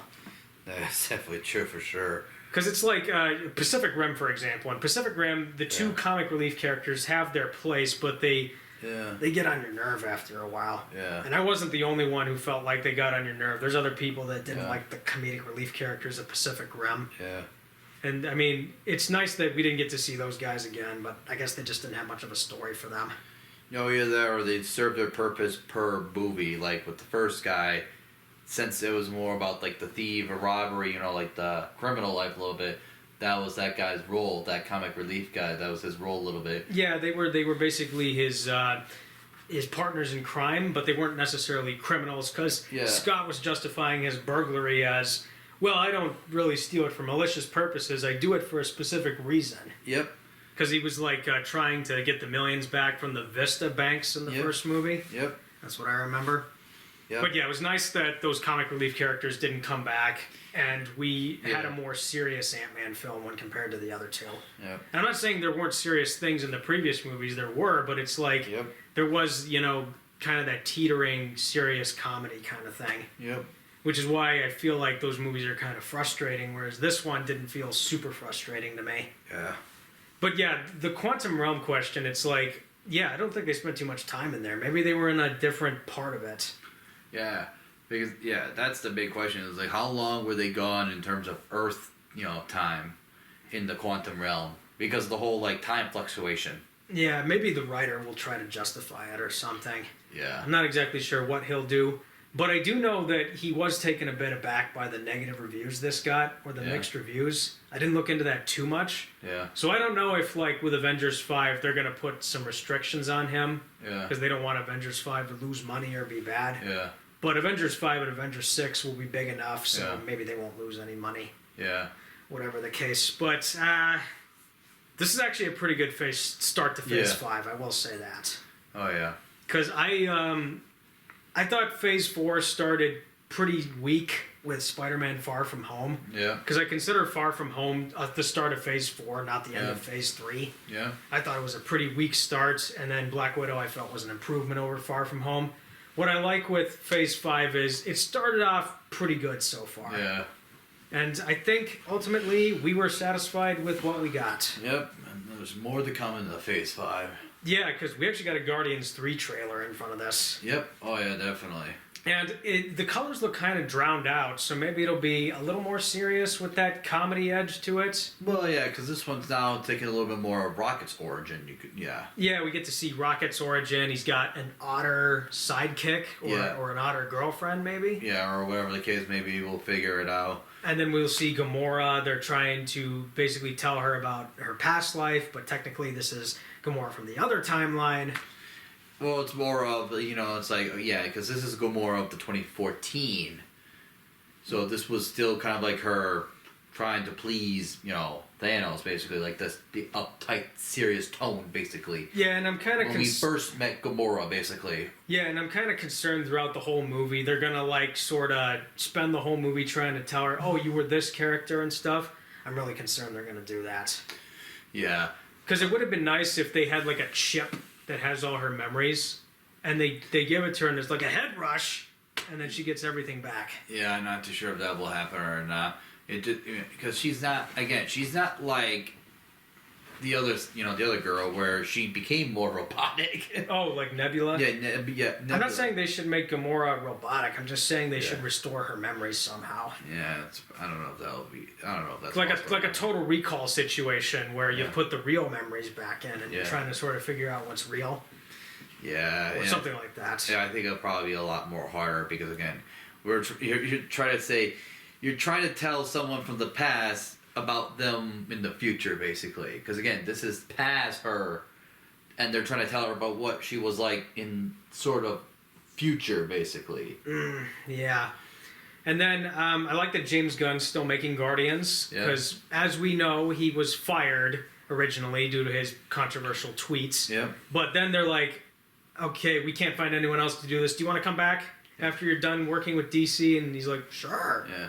But after he's done with Guardians 3, we know James Gunn is going to go full into DC mode with his recent reboot announcements. Yeah. Also kind of funny about Gamora was like, whenever you talk about this other me or whatever, or the me that you guys are talking about, sounds like more like her, Nebula. And this is like, whoa, what? Yeah, that was kind of an interesting moment. Yeah. But what I do know with Guardians 3 is that it's going to be kind of one last adventure, sort of. They're kind of advertising it like that because James Gunn wants to go out with a bang with the third one before he starts focusing on his DC projects. Yeah. And there's been talk that you're not going to see Drax the Destroyer post Guardians 3 because Dave Bautista wants to leave Marvel after this. Yeah, so maybe like a final send-off death sequence or something like that. If they do a death sequence for Drax, at least do it in a way that's like respectable. We feel sad for his loss, Yeah. Unlike some other things I can think of where they kill off the characters and then you get angry reactions on the internet. Last of Us Part 2. So it's like we need a respectable death scene if they're gonna do that. Yeah. But I just also want to know, like, how's Adam Warlock gonna go crazy in the next one? Because I know he's in Guardians 3. Well, they did show a glimpse of him, in the fighting sequence and that. Yeah, because they tease him in the Cocoon in Guardians 2. So we're definitely going to see him again. And I thought, and again, like I was trying to reference, I thought that did see him in the trailer. You saw him in the Guardians 3 trailer? Yeah. Yeah, he was in there. I saw him all right. Yeah. So we're going to see him. And obviously, I think Guardians 3 will be good when it comes out. Yeah. Because, I mean, we'll see. Because, James Gunn, he has not... I like the second one more than the first one. I'd have to rewatch them again to sort of tell you when we get to that. Yeah. But I know for certain that maybe Guardians 3 will be good. At least it looks promising. Yeah, but I can understand. For me though, I can understand if they don't go the route of trying to get Gamora's memories back. Although it's like going back to your past self and saying you're like this in the future, and your past self's like, no, I won't be that. But then again, maybe they don't have the memories backed up on anything. Well, I don't know. I mean, memories per se of the future self. But it's like, how are you gonna try to throw a future, like a past self, all the future stuff? Yeah, we'll just have to see how it plays out. And then the other Marvel release for later this year is The Marvels, which I heard apparently it had a disastrous test screening, and they pushed it back to November. Yeah. There's no trailer for it yet, but I'm not looking forward to that.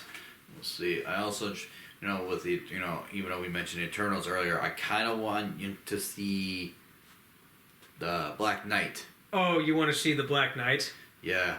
Well, I don't know how he's going to play in the future, but I know Blade had a cameo at the end. Yeah. Blade's actually the last film of Phase 5. Yeah. Which doesn't happen until next year, because next year we have Captain America: New World Order, where we see Sam Wilson being the new Captain America, and you're also going to see Harrison Ford in that movie because he is General Ross. Because they recasted General Ross and Harrison Ford's now in Marvel, and I'm like, but I don't want to see more of General Ross. Yeah, that's interesting.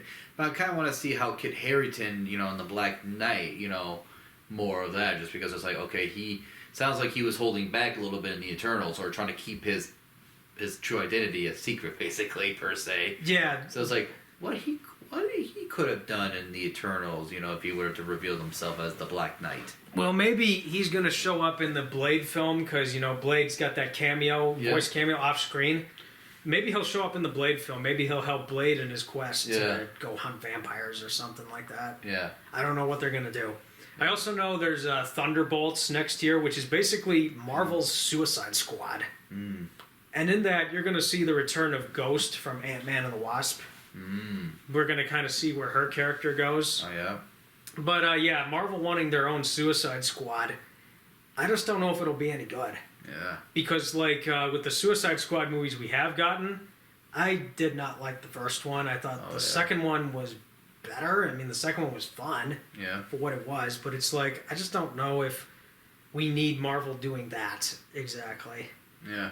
And but I know they're going to go R-rated with Deadpool when he comes around. I definitely, R-rated Deadpool teaming up with Wolverine, because we're going to see Hugh Jackman again. Oh, yeah, I remember telling you about that, and you're like, wait, what? Yeah, that was like a complete shock to me that he's coming back. When I saw it, I was like, the whole, the diary thing, it's like, hey, guys, I've been thinking very long and hard about this, and I just gotta do this one thing that would just, all this sort of stuff, and then it's like, Hugh Jackson walking past, I'm like, wait, what? And it's like, hey, Hugh, you wanna do a movie with me?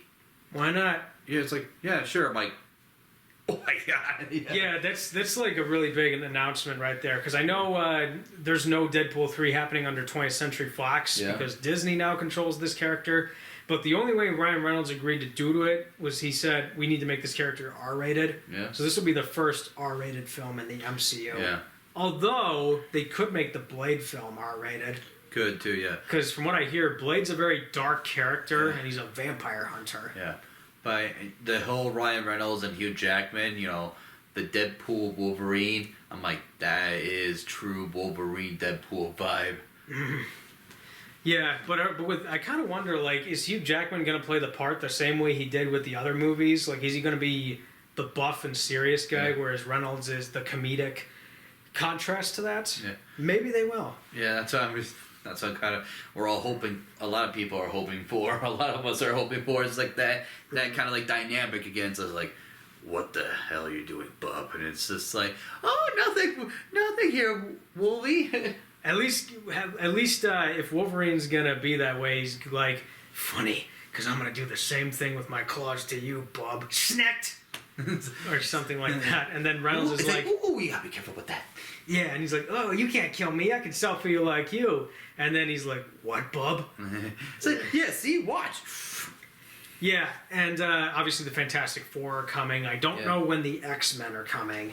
Yeah. But the main concern I have with the X-Men and future Marvel films is that we've had so many X-Men films over the years that do I care anymore? Yeah.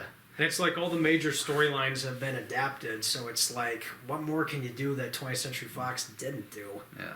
Maybe they'll adapt the Dark Phoenix storyline again, but that would have to be done in multiple movies because they say you can't do that in one movie. Yeah.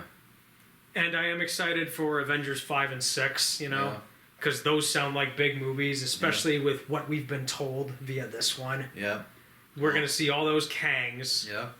And maybe, maybe the original Kang comes in last moment and was like, thank you for doing all the dirty work. Now I'm just going to go out through the back doors, and that will set up Secret Wars. Secret Wars. Although I would prefer if Kang was the villain just for Avengers 5, and then for Secret Wars they do somebody else. Because I've heard rumors with Secret Wars, Doctor Doom might be the villain, which would be nice, because I do want to see a properly done Doctor Doom in the MCU. Oh, yeah. Because they keep getting Doctor Doom wrong in all the Fantastic Four movies, and it's like, just get him right this time. Yeah. But for the Fantastic Four film, I think I said this before, do not make Doctor Doom the villain. Do not. Give it to someone else, because Doom's been the villain in like virtually every one of the Fantastic Four movies. Yeah. They need to do somebody else. Well, you can't throw in Galactus. Not yet, but they'll get to Galactus. I'm just saying, do the Mole Man, do Annihilus, do like the Super Skrull if you have to. But we will see the Skrulls again when Secret Invasion comes out. Technically, you also did Silver Surfer.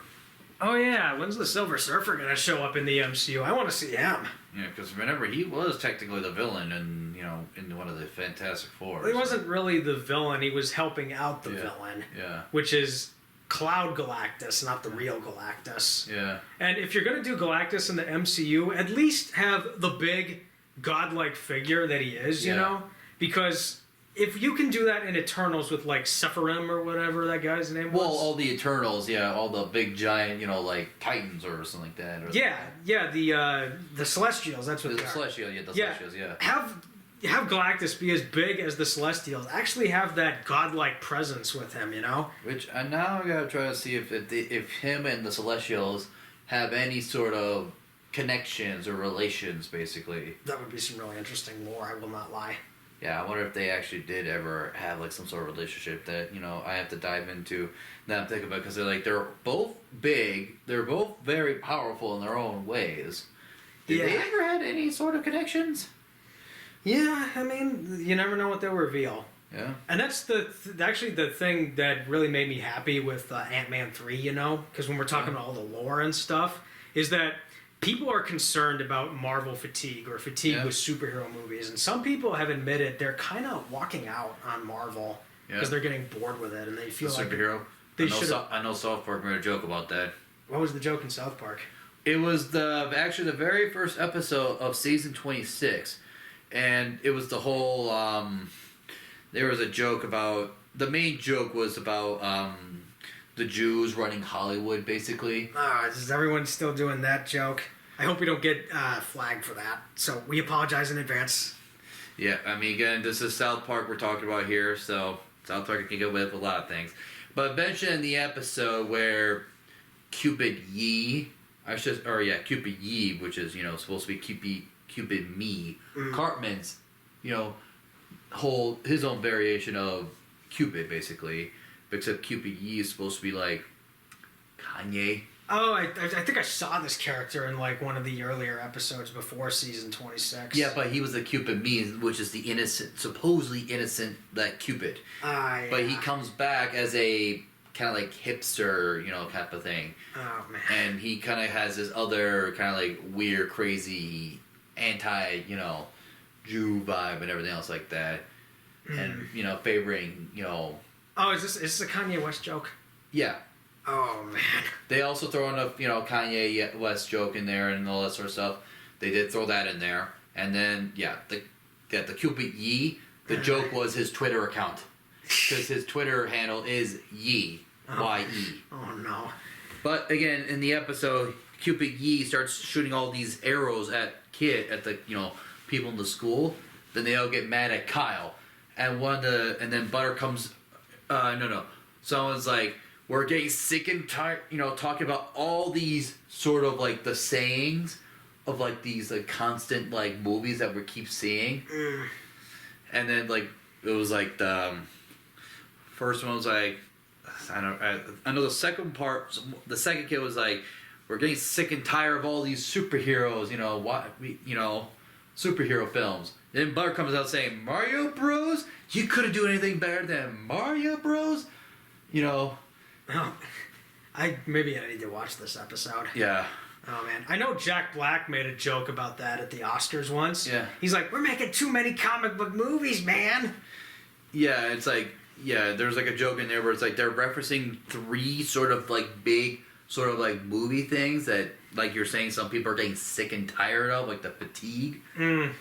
Yeah, that's the thing too with the fatigue is like so many filmmakers have like accused cinema of being nothing but Marvel, Star Wars, DC, and like some other stuff. Yeah. Well, the superhero stuff's more frequent than Star Wars is. Yeah. But it's like, I mean, it depends really on the person's like mood set in mind when they're going into all this superhero stuff. Like, here's the thing: is like I was expecting this movie to be very mixed, with Ant-Man 3, but I end up walking pretty happy with it and really excited to see what happens next. Yeah. Because that's, I think, the key with these Marvel movies is like, if you make the lore interesting, if you get me intrigued and I want to see more and I'm excited, I'm there. Yeah. And that's exactly what's happened here, and I'm not necessarily fatigued. I just want to see what happens next. Yeah. And I kind of feel like, with the television stuff that Disney's going to pump out, like Secret Invasion could have been a movie, because I hear it's adapting a famous storyline, know? Because I know they're reworking Armor Wars into a movie. Yeah. I don't know why they couldn't do the same with Secret Invasion. They could if they wanted to, but... And then, like, we'll see more What If, which I liked What If. I definitely want to see what more they come up with. Well, now, I'm wondering who's going to be the new super baddie, because we had Ultron with the Infinity Stones. Yeah, although I would prefer they stick with the anthology and have it not build up to anything, Because that was the thing I liked about What If. It was all different stories, but then it was all building up to the Multiverse Avengers. Yeah. Actually, that's a good question. Are we going to see the Multiverse Avengers in the Avengers 5 and 6? Maybe, who knows? Because I think that may be part of Secret Wars. If those characters show up, we got something intriguing happening. Although they can't use Chadwick Boseman's Star-Lord because, again, Chadwick Boseman passed away. Yeah. So maybe they can say that, when he was on a mission with us, unfortunately, one of the Kang variants killed him in battle, and unfortunately we lost him, which...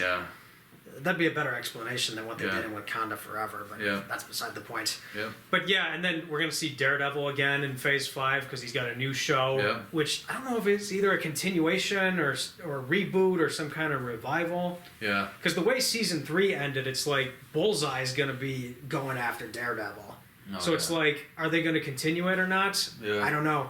But I know the Disney Plus Daredevil will not be, if it's not going to be R-rated. I don't think it'll be R-rated.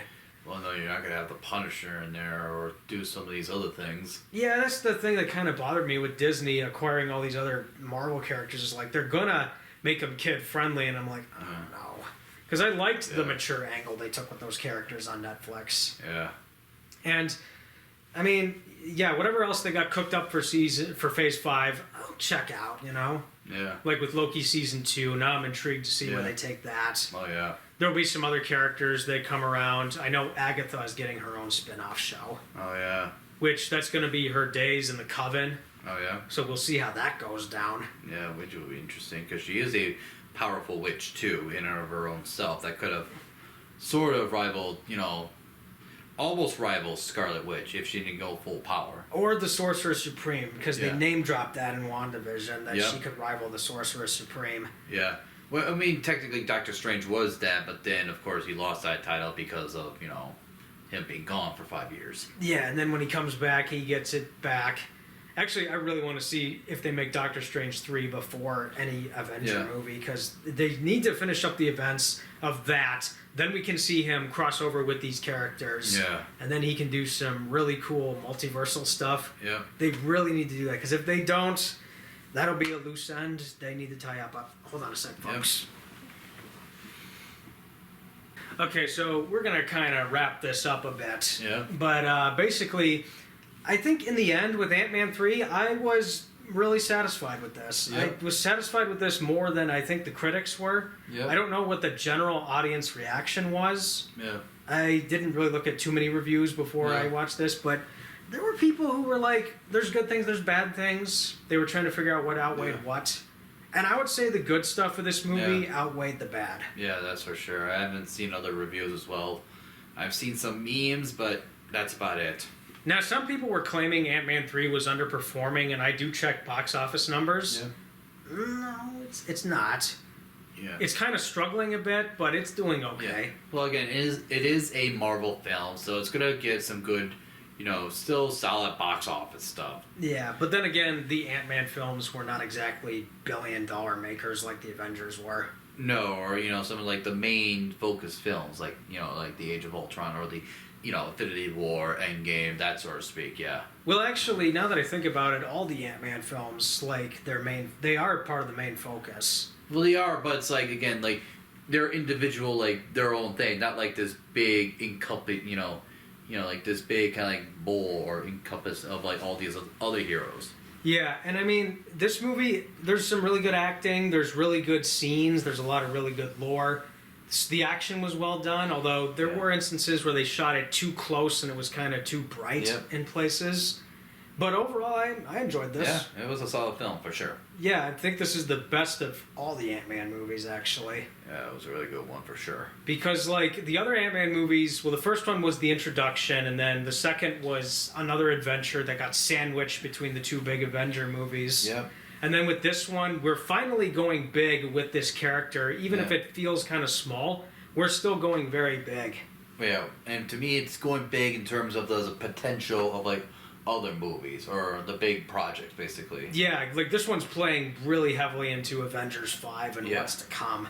And people have accused the Marvel movies of focusing too much on future endeavors. Yeah. I would say this one feels like the chapter of a story that is still being told, Yeah. Like, yes, it's building up to stuff, but at least it has its place and it feels like a necessary chapter in the story that they're telling. Yeah. Oh, I guess one more thing I wanted to point out was, like, there was a character who kept saying when they captured Cassie and Scott, it was the bright bulbed character, and he was like, "Can we torture them? Can we torture them?" Oh, the canon, yeah. Yeah, he's like, "Can we torture them?" And I'm like, did you watch all the Saw films? Are you obsessed with torturing people? Again, I almost feel like another Rick and Morty type of thing or something like that, where it's like you just have this random character saying this thing, and then also they're like, "No, we cannot go. Why you always go to that first? There are other alternatives." Which character in Rick and Morty did that again? I'm not too sure which one, but I feel like that would be like a character you kind of throw in there, and somebody goes, "Why are you doing this sort of thing?" Mm-hmm. Yeah, that's probably what it was. Yeah. I'd have to watch the show again, but I have not seen season 6. I gotta wait till they put that on streaming. Yeah. And speaking of Rick and Morty, season 6 is what I actually consider to be the end of classic Rick and Morty. Because if you heard about the Justin Roiland controversy lately, where they fired him because he had some domestic abuse charges. Oh yeah, like a while back or something like that. Or... Yeah, so he's been fired from the show, and now they're gonna recast pretty much all the characters. Yeah. Like Rick and Morty are gonna have a different actor, and they're gonna sound completely different. Yeah.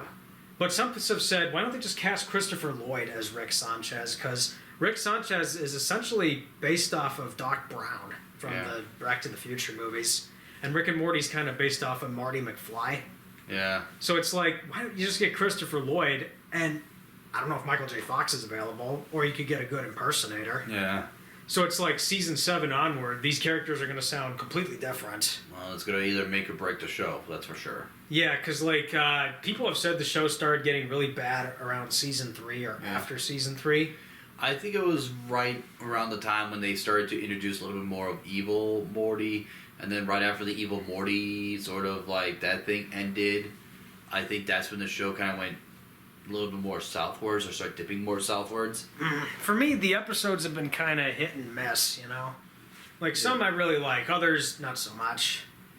But I mean, you never know what they'll come up with. You never know who they'll get. Yeah, you never know. Yeah. And then I'm just trying to think, because the writer of Ant-Man 3 did do the Rick and Morty. What sort of crazy Rick and Morty stuff do you think he's going to come up with for Avengers 5? Well, there's still going to be a lot more of the, with the more of the Kangs, there's going to be a lot more of that sort of timeline. I could imagine them throwing like evil variants of like other heroes right at them or stuff like that. Yeah, because like Kang did mention a lot, I've killed other Avengers. Yeah. And I'm like, you probably killed them in different timelines. Maybe What If is going to address that. Yeah.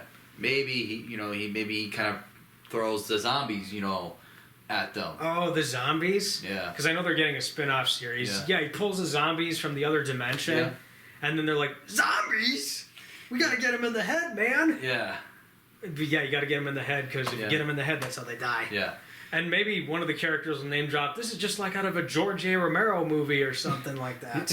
Or like like the whole flooding zombies. Someone could be like, "That World War Z again." Yeah, where the zombies are like climbing up the Yeah. wall, and then you hear brrrr, Yeah. the Inception Blom sound, which they should do the Inception Blom sound in one of these Marvel Yeah. movies. Like maybe they should have a ship where like Kang's engine goes bah, Yeah. or bah. Or you have like Doctor Strange when in the mirror, the mirror one when they kind of does that Inception kind of like thing. Oh yeah, but I'm talking about the Inception trailer blah yeah. noise that Hans Zimmer popularized. But actually, small little tidbit here. The ship, there's a character that Bill Murray plays in this movie, but he doesn't have too much of a character other than he's a past connection of Janet.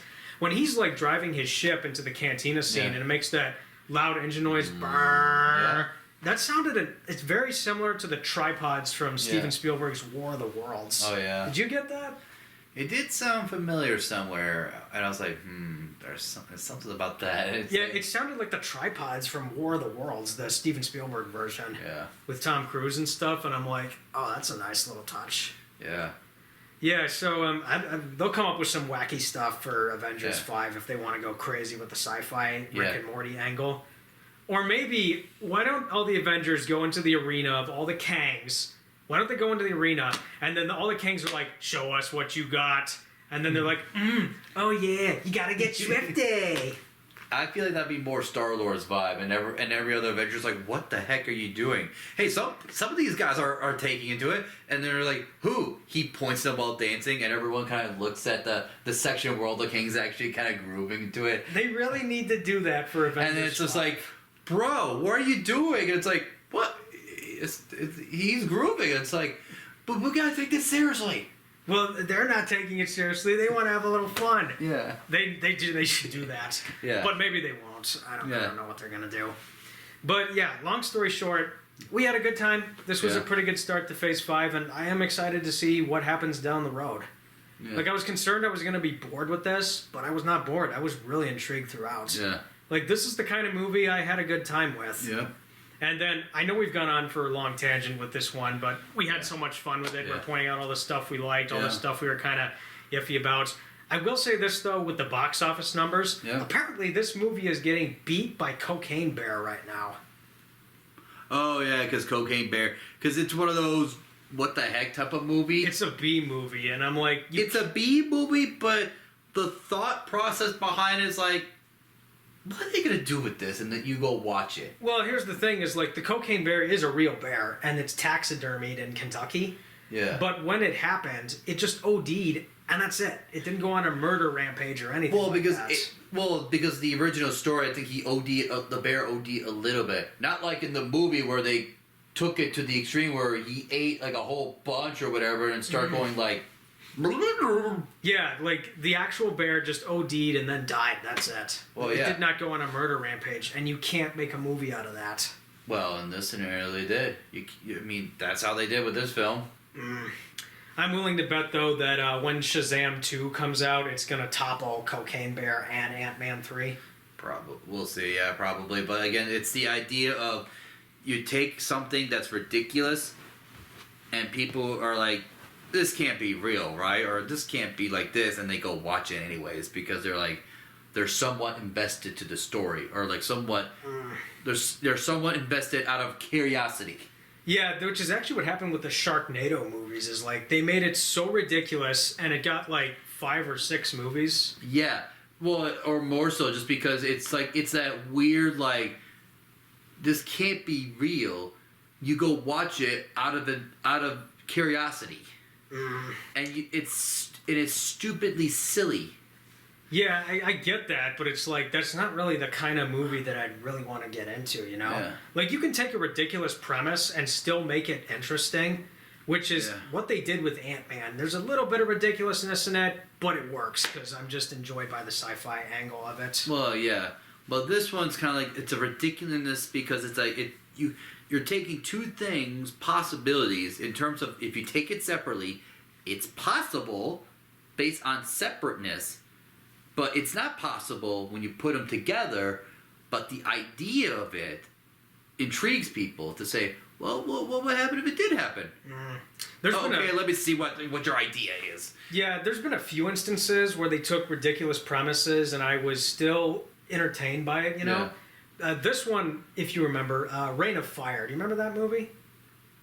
I showed it to you once. It's where they the humans awaken dragons deep underneath the earth. They come out and they scorch the planet. Oh, yeah? Then we screw the planet up by destroying it ourselves in attempts to fight the dragons. Yeah. And then Christian Bale and Matthew McConaughey, they got to fight back against the dragon horde. It's ridiculous. It's actually not very believable when you think about it. Yeah. But it's a guilty pleasure of mine. Yeah. But I'm still entertained by it because they make the dragons very scary. Yeah. Like if the dragons really existed and they were like this, you'd want to hide. Well, yeah, because supposedly dragons' fire is a lot more hotter, basically. Yeah, but that's one of those ridiculous movie premises where I can really get into it. Yes, it's dumb. Yeah. But I'm still entertained by it. Well, yeah, because it's one of those like you're because again you're vested out of your own curiosity because of its story because you're just like. And I mean, let's see the script. Yeah, and a lot of the Godzilla films can be ridiculous, but those are entertaining in their own right. That I can look past that. Well, yeah, no, because of that. But I'm just talking about in terms of like you take two things that are like like serious or whatever the case may be. You combine them together, and it's so stupid, silly, or whatever that you're just like, okay. What's your idea? Let's see how it goes. And let's see how this plays out. Again, like the Sharknado. You take a bunch of sharks that are dangerous, you put them in a tornado, you mush them together, they somehow, the sharks somehow survive, and you make a movie out of it. That's the other thing that really bothers me about Sharknado is like, how do the sharks possibly survive getting thrown around in the air and there's no water to breathe in? You know? That is so stupid. But don't know. Well, I mean, because again, there are some water. Remember, there are some water in clouds. In the moisture, the humidity. Moisture, yeah. Not enough. But not enough. But again, you're in a tornado, so it could be like the whole the fast wind or the swirl, or whatever, could be just enough during the fast wind could just keep them alive until they flash into the water, basically, and then they're like, all right, food time. There's no way I could possibly get through all the Sharknado films. I'd probably go insane watching those. You probably laugh at the first one and maybe the second one, but then after watching a few more, and you're just like, I can't take this anymore. Yeah, the same thing would happen with if we went to saw Cocaine Bear instead of Ant-Man 3. We would go insane or just laugh at how ridiculous it is. Probably just because it's like, well, yeah, because there's definitely some like, but then you're like. Because it's like a lot of like jump scares, but then also funny moments too in that. But because it's a bear attacking at a rampage, but then all of a sudden he stops. Yeah, but at least with a bear, it's real. You know what it can do, and you gotta like do whatever it takes to survive from it.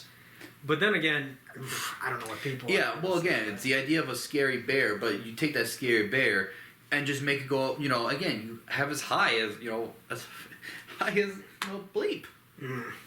Yeah, so I think we went off on our tangent on ridiculous movie premises for some time. Would you recommend Ant-Man 3 to people? Yes. You would recommend it? Yeah. I would too, actually. Like, I would say go see this movie and make up your mind. Yeah. You might like it as much as we did. You probably... Let me put it this way. If you enjoy the Marvel movies, you'll probably like this movie. If you're bored by the Marvel movies, you'll probably not like this. But I'm not bored with the universe just yet. Or if you're trying to jump into the Marvel one, and this may confuse you, so maybe not start this right away. Yeah, I would say start with Iron Man if you're new to Marvel, and then work your way up. Yeah. It's a lot, but you got to work your way up. It is, yeah. It is a long and treacherous journey. Yeah.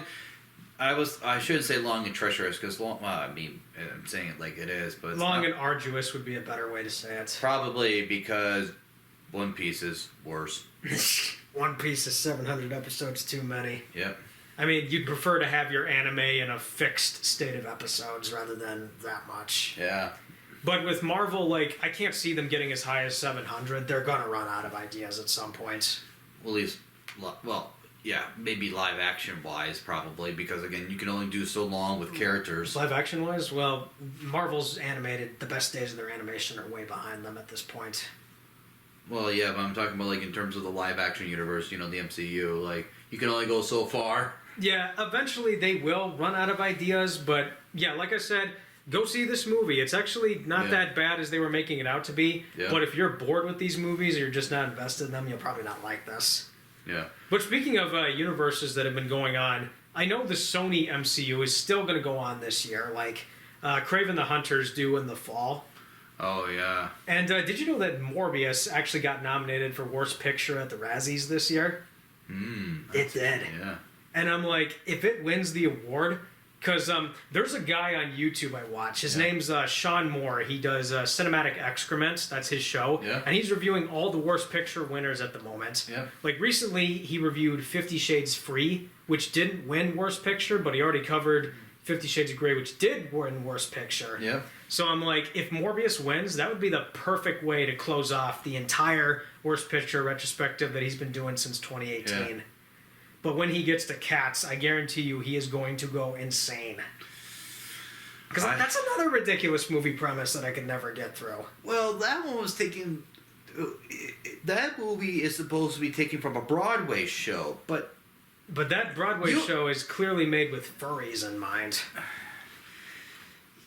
yeah, but it's like that one is. It's just like you leave it be. You don't make it into that. If you're gonna do something like that, I would rather have it actually be animated rather than live action. They did consider doing animation at one point, but then they abandoned that idea entirely. Yeah, I would have rather seen if you're gonna do a Broadway like Cats, like that particularly just based on the premise and all that stuff. Make that one animated more so than live action, because then you're just going completely weird. Yeah, because the sad thing about Cats is that the director of that movie, he actually made a Best Picture winner, The King's Speech, and I think he won Best Director for it. Yeah. He started off pretty strong, and then he goes so low, which we've seen that happen to other filmmakers, M. Night Shyamalan specifically. Yeah. And it's like, yeah.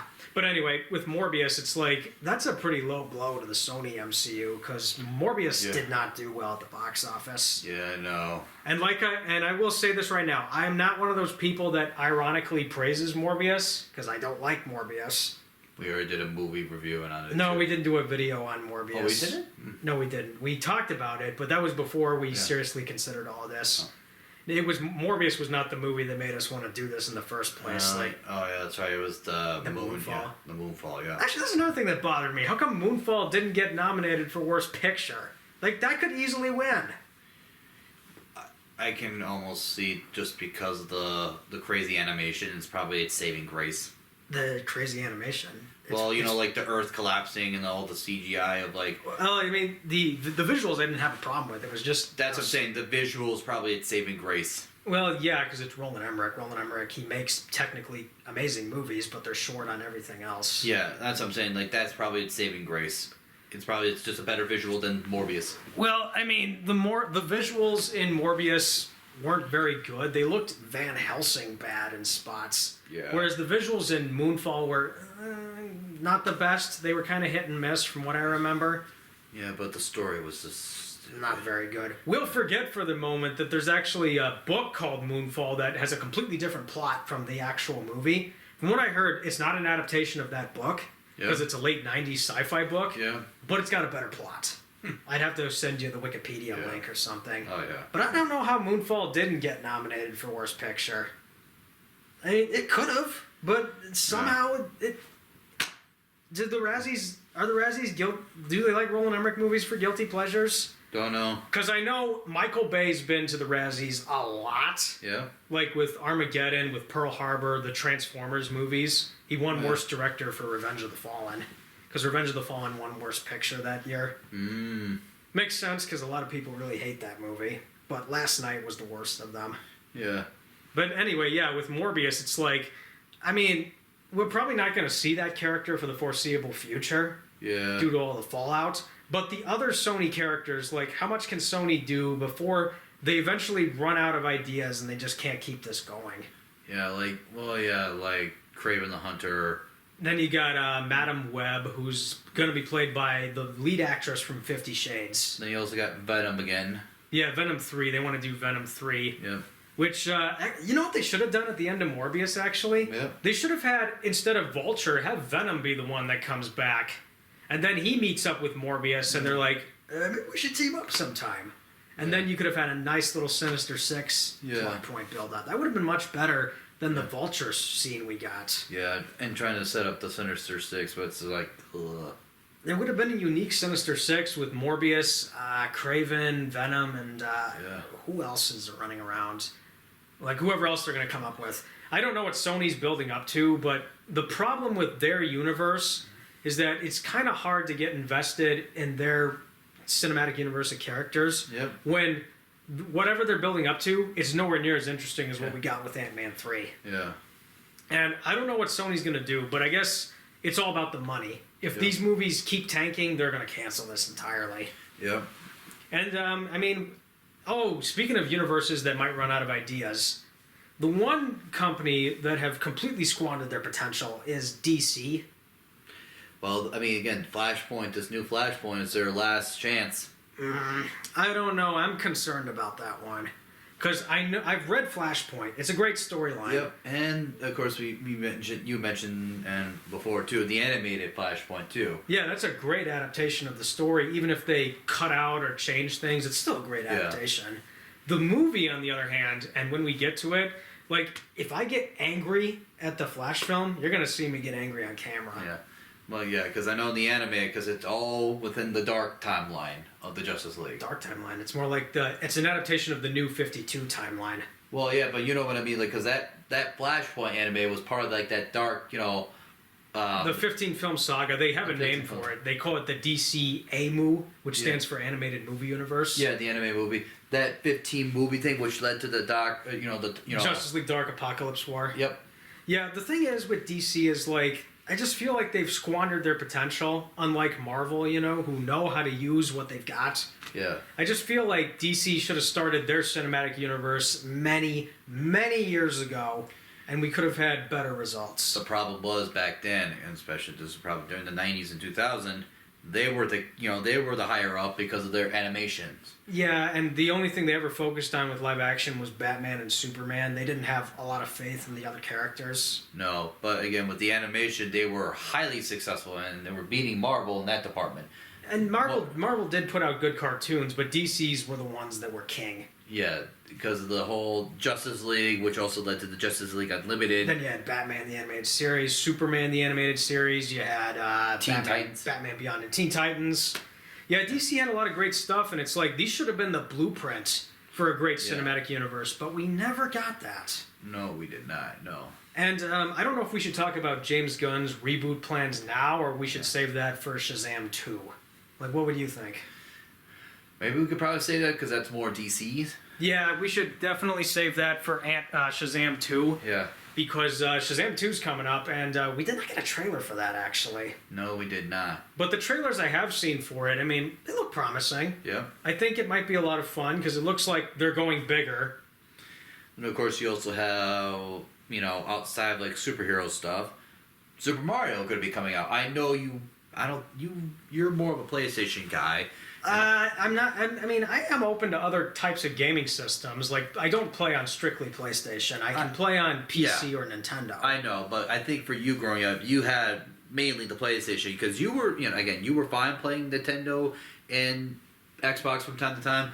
But you grew up in a lot with more of the PlayStation, Well, the reason why is because the PlayStation, it's basically it feels like it's made for gamers, Yeah. Whereas Nintendo, they're more family friendly, and Xbox is extremely mainstream.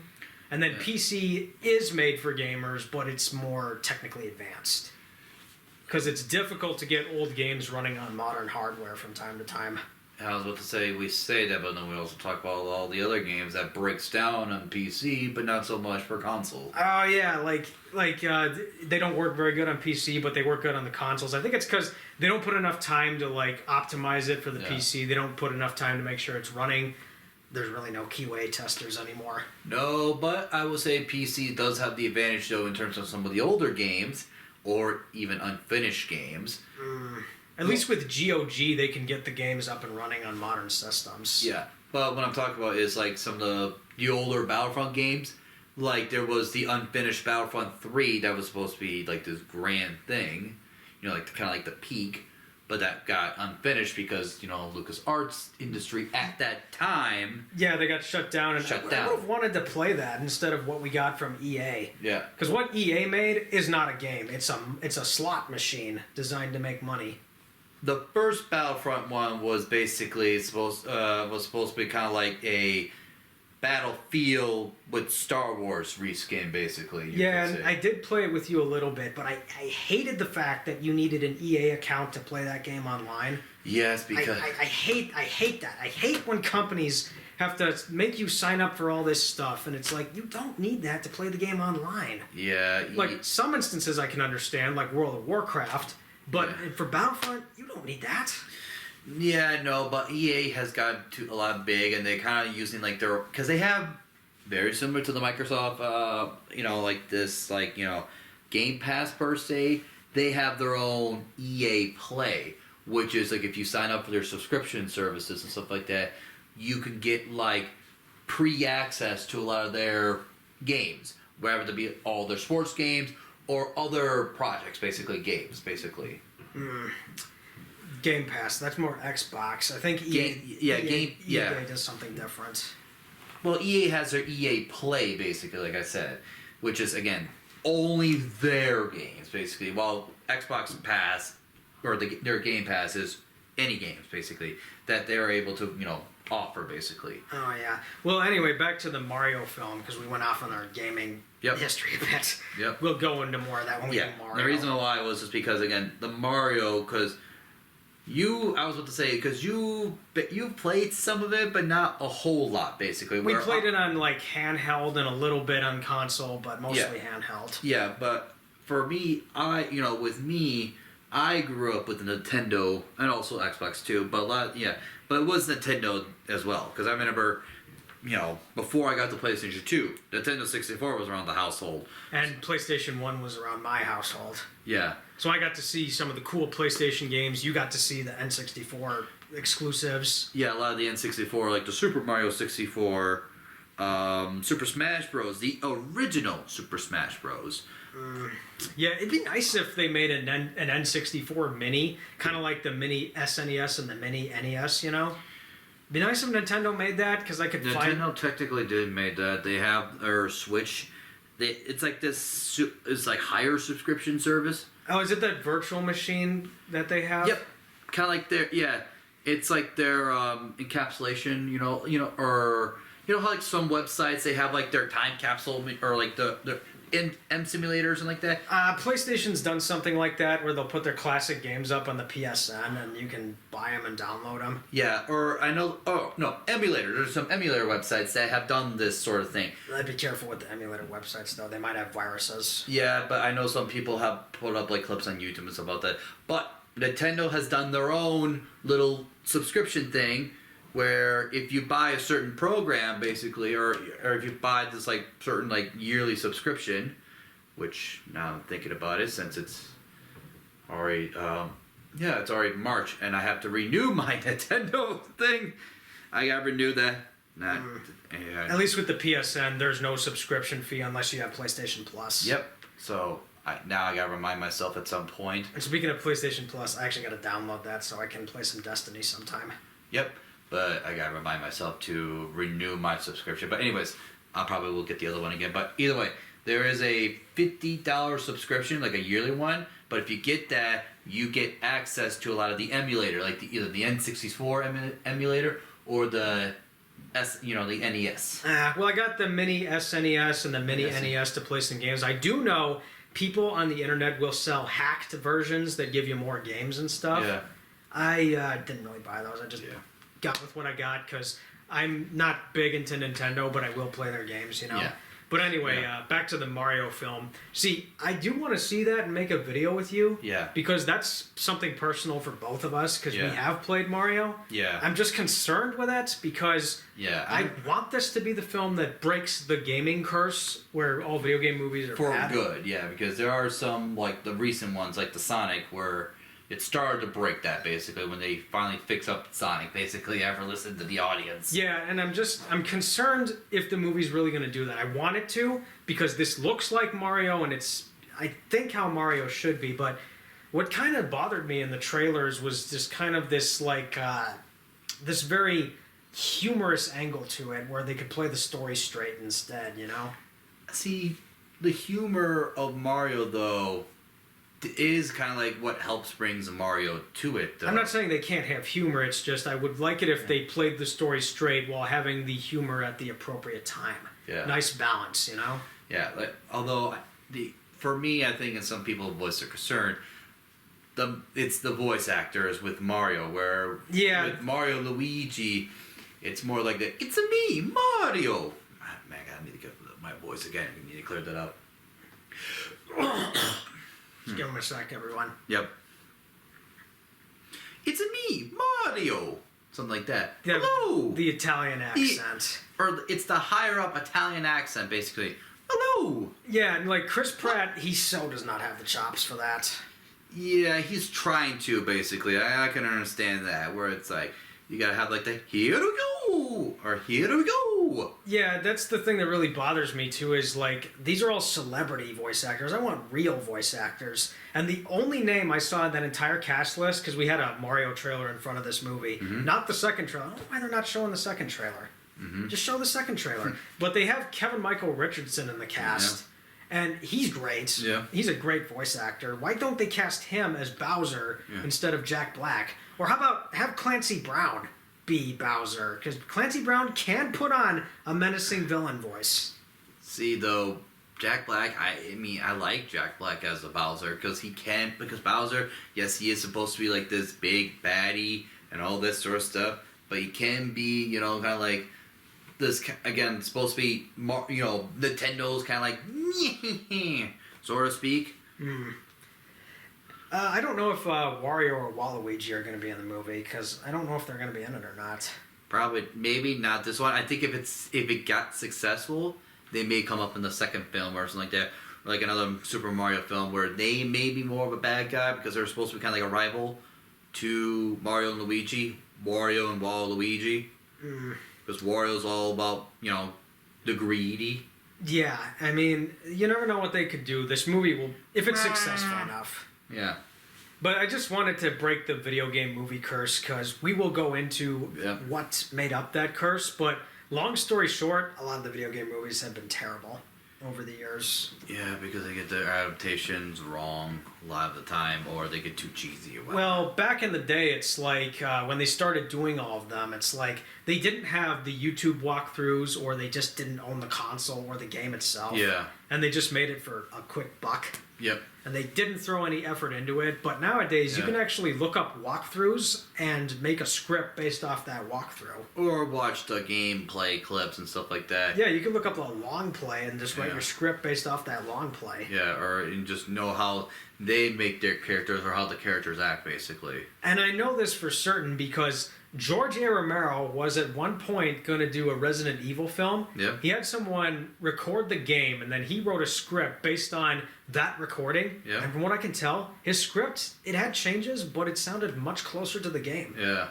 And then there's been other instances where writers would write something closer to the actual game, but then the director or another team of writers declined with that script. And it's like, what's the matter with you? Yeah, and there are a lot of like mixtures of things. I know one of the game movies that came out recently, which a few years back, which was the Monster Hunter film, which was the director and then that actor, Paul W.S. Anderson and Mila Jovovich. Yep, that sort of crew where they take it on one angle, which is not the greatest. It's still it's like okay-ish. It's not terrible, but it's okay-ish. It's essentially a vanity project, so they can boost Mila Jovovich's like star power.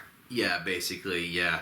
But I mean, they took into the perspective of like like the military, and all of a sudden they kind of used the unhinged only one time during the Monster Hunter. They used time travel, which was the Witcher event. In which The Witcher, we all know, if you have ever played The Witcher, they use portals to portals to travel and stuff like that. And I guess they use that sort of scapegoat or whatever to use that with this Monster Hunter movie. Yeah. But, I mean, we'll definitely go more into that once we get to Mario, because there's a lot about the long history of video game movies I want to talk about. Yeah. I almost considered binging all of them, but for some reason, the live-action Mario movie from 1993, it's not on any streaming service.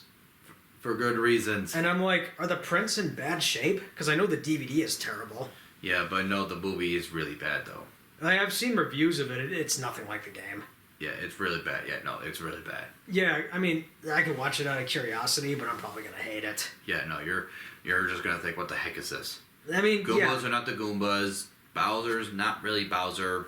My abiding memory of watching any review of that movie is like the Nostalgia Critic's review of the Super Mario movie. Yeah. And he made me laugh throughout that entire review because, like, Doug Walker, he can make you laugh.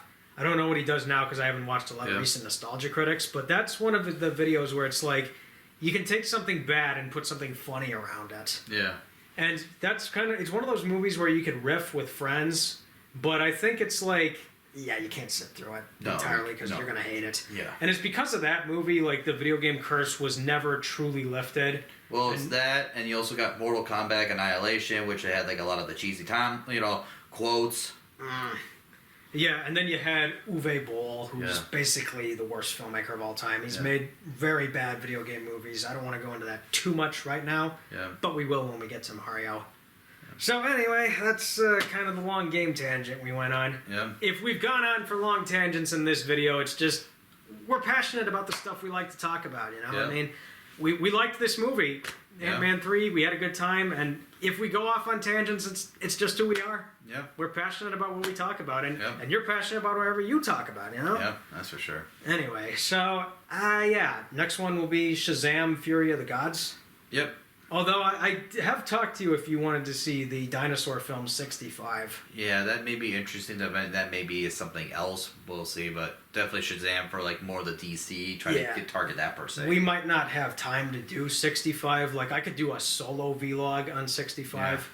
Maybe that would be the best course of action, and then we'll go see Shazam 2. And then probably eventually whenever the Super Mario. Mario's right around the corner in April. Yeah. Actually, something that bothers me about the Mario poster, the new one they just unveiled, is it looks too much like a Marvel poster. The way with all the characters are on it and stuff. Oh, yeah. And I'm like, stop making everything like a Marvel poster, guys. Yeah. Like, and I don't know if Star Wars posters are guilty of this, because they're kind of unique in their own right. Similar, yeah. Well, I mean... The sequels, well...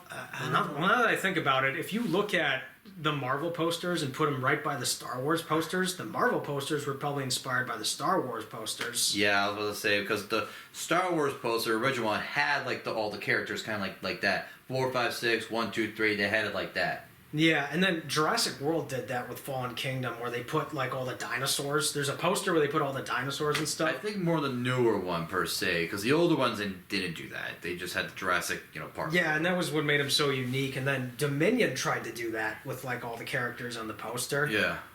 But that was a completely different deal. But at least those movies were showing restraint with their posters and didn't try to Marvelize everything. Yeah. Despite some of the sillier and dumb and ridiculous things in the world films. Yeah. But anyway, when we get to the Mario movie, we'll definitely have a lot to talk about. Yeah. And I'm just hoping that it's good, because if it's bad, I think we're just going to have a hard time getting through it. And then we got Guardians 3 in May, and then you got Flash in June, which I'm so not ready for that Flash film. Like I said, if I get angry on camera with that Flash film, I think I'm going to bring out the booze to drink away in my sorrow.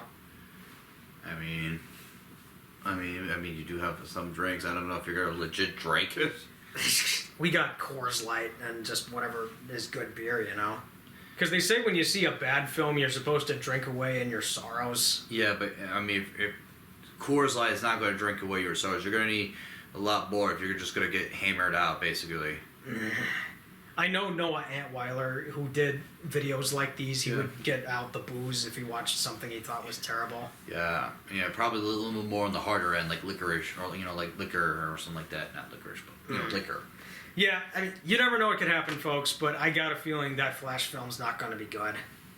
And if it's not good, then at least I can say Ant-Man 3 was a better movie and it handled its multiversal elements better than that well. Yeah. Because I kind of figure when I saw the trailer, that Flashpoint film, right away I'm thinking, this is they're trying to erase and start from scratch again. And they're also trying to emulate the success of No Way Home because people were comparing it to that. Yeah. But my thing is it's just a completely like start over basically. And the quote from the animated universe, Constantine, you know what you have to do? You have to restart everything. Clean the slate. Start over. Start the board, start again. And then Flash is like another flashpoint. I promised Iris before she... I can't do it. Yep. Yeah, I thought you'd say that. Everything would change again. And I'm like, are we going to get lines like that in the Flash film? Maybe. Because if we get lines extremely similar to that, I'll be like, you're not doing anything new. You're doing stuff that I've seen before. Well, doing something that you have seen before, maybe some other people haven't because it's animated, so they could get away with it. Well, it's like we saw the animated stuff, and I get mainstream audiences probably haven't seen the animated stuff, but they really need to watch the animated stuff. I know, but for some people though, they don't like the animated stuff. They focus a lot more on the live action or the mainstream stuff. I have never understood that mindset. I've always had issues with that mindset. People dismiss it just because it's a cartoon. Seriously, just because of the cartoon animated. That's kind of why some people or good chunk of people there's stuff that's made for older audiences that's animated, and it's like Yeah, but the reason why I kind of know that because I remember talking to my aunt who she's a big like sci-fi Star Wars. But, when I talk about some of these other, like, animated shows, but, she's reading more of the books, basically. She's watched the mainstream films, basically. So she's focused on that, per se. And she is starting to read the books of the expanded, OG expanded universe. The best way, actually, for me to look into the expanded universe, I know there's a chronological book of Star Wars that I remember reading in middle school that pretty much covers the original expanded universe. I need to track that book down because I thought it was a good read. Yeah, because she started doing that as well. So she is getting to the point. She says she got to the Thrawn part of the expanding universe. Yeah, which is the early part of the original expanding universe after Episode 6. And the thing is about the original chronological book is that it only covered the Phantom Menace because that was the only prequel that came out at the time. Yep. They later updated it with another chronological book to include the other prequels. Yeah. And I think the original expanded universe stuff was still intact. Yeah. And that would be the best way to read up and catch up on it, because it's like reading a historical account of everything that happened. Yeah. Or at least what could have happened before Disney decided to retcon it and stuff. Well, I think they kind of a lot more. They did a lot of damage in terms of the after Episode 6. Now, before, yes, it's kind of broken down, but they're kind of repair a little. They're starting to kind of reattach prequels or beyond before Episode 1.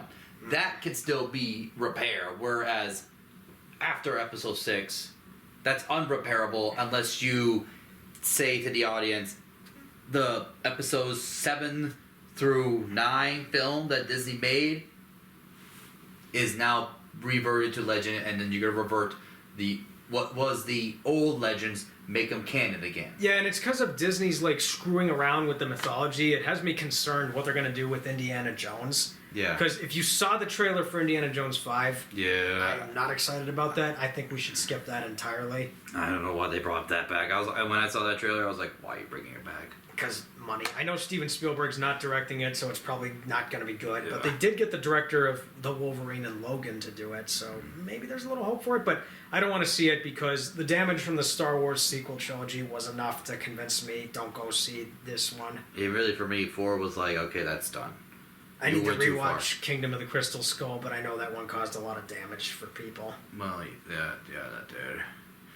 Anyway, so that was another long tangent we went on, but hey, we're just passionate about what we talk about. Yep.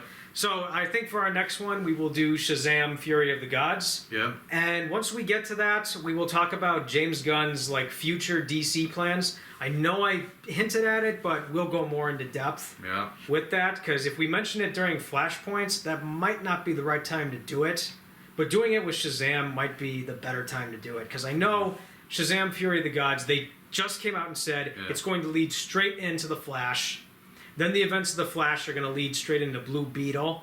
Then after that, Aquaman and the Lost Kingdom, which supposedly is the final film of this cinematic universe before the reboot. Which, I'm thinking that, again, this is going to be like the clean slate, basically, timeline. Yeah, but I'm just trying to figure out, why would you close off your cinematic universe with Aquaman? Like, wouldn't you want to close it off with someone who's got more recognition? My thinking is maybe if this gets big, or starts to pick up steam again, that the Aquaman will be the start of like that new DC universe timeline, basically. Although I heard the test screenings for Aquaman 2 went pretty badly. People did not like it, apparently. Yeah. So we'll see how that plays out. But anyway, we'll be back for Shazam! Fury of the Gods, and let's hope it's about as fun and as serious and as good as Ant-Man 3 was. Yeah. I'm looking forward to a good time with it, and hopefully it's better than the last Shazam. But, I mean, I got some good things to say about the first Shazam, but we kind of got on for a long time. Anyway, we'll see y'all later. Adios.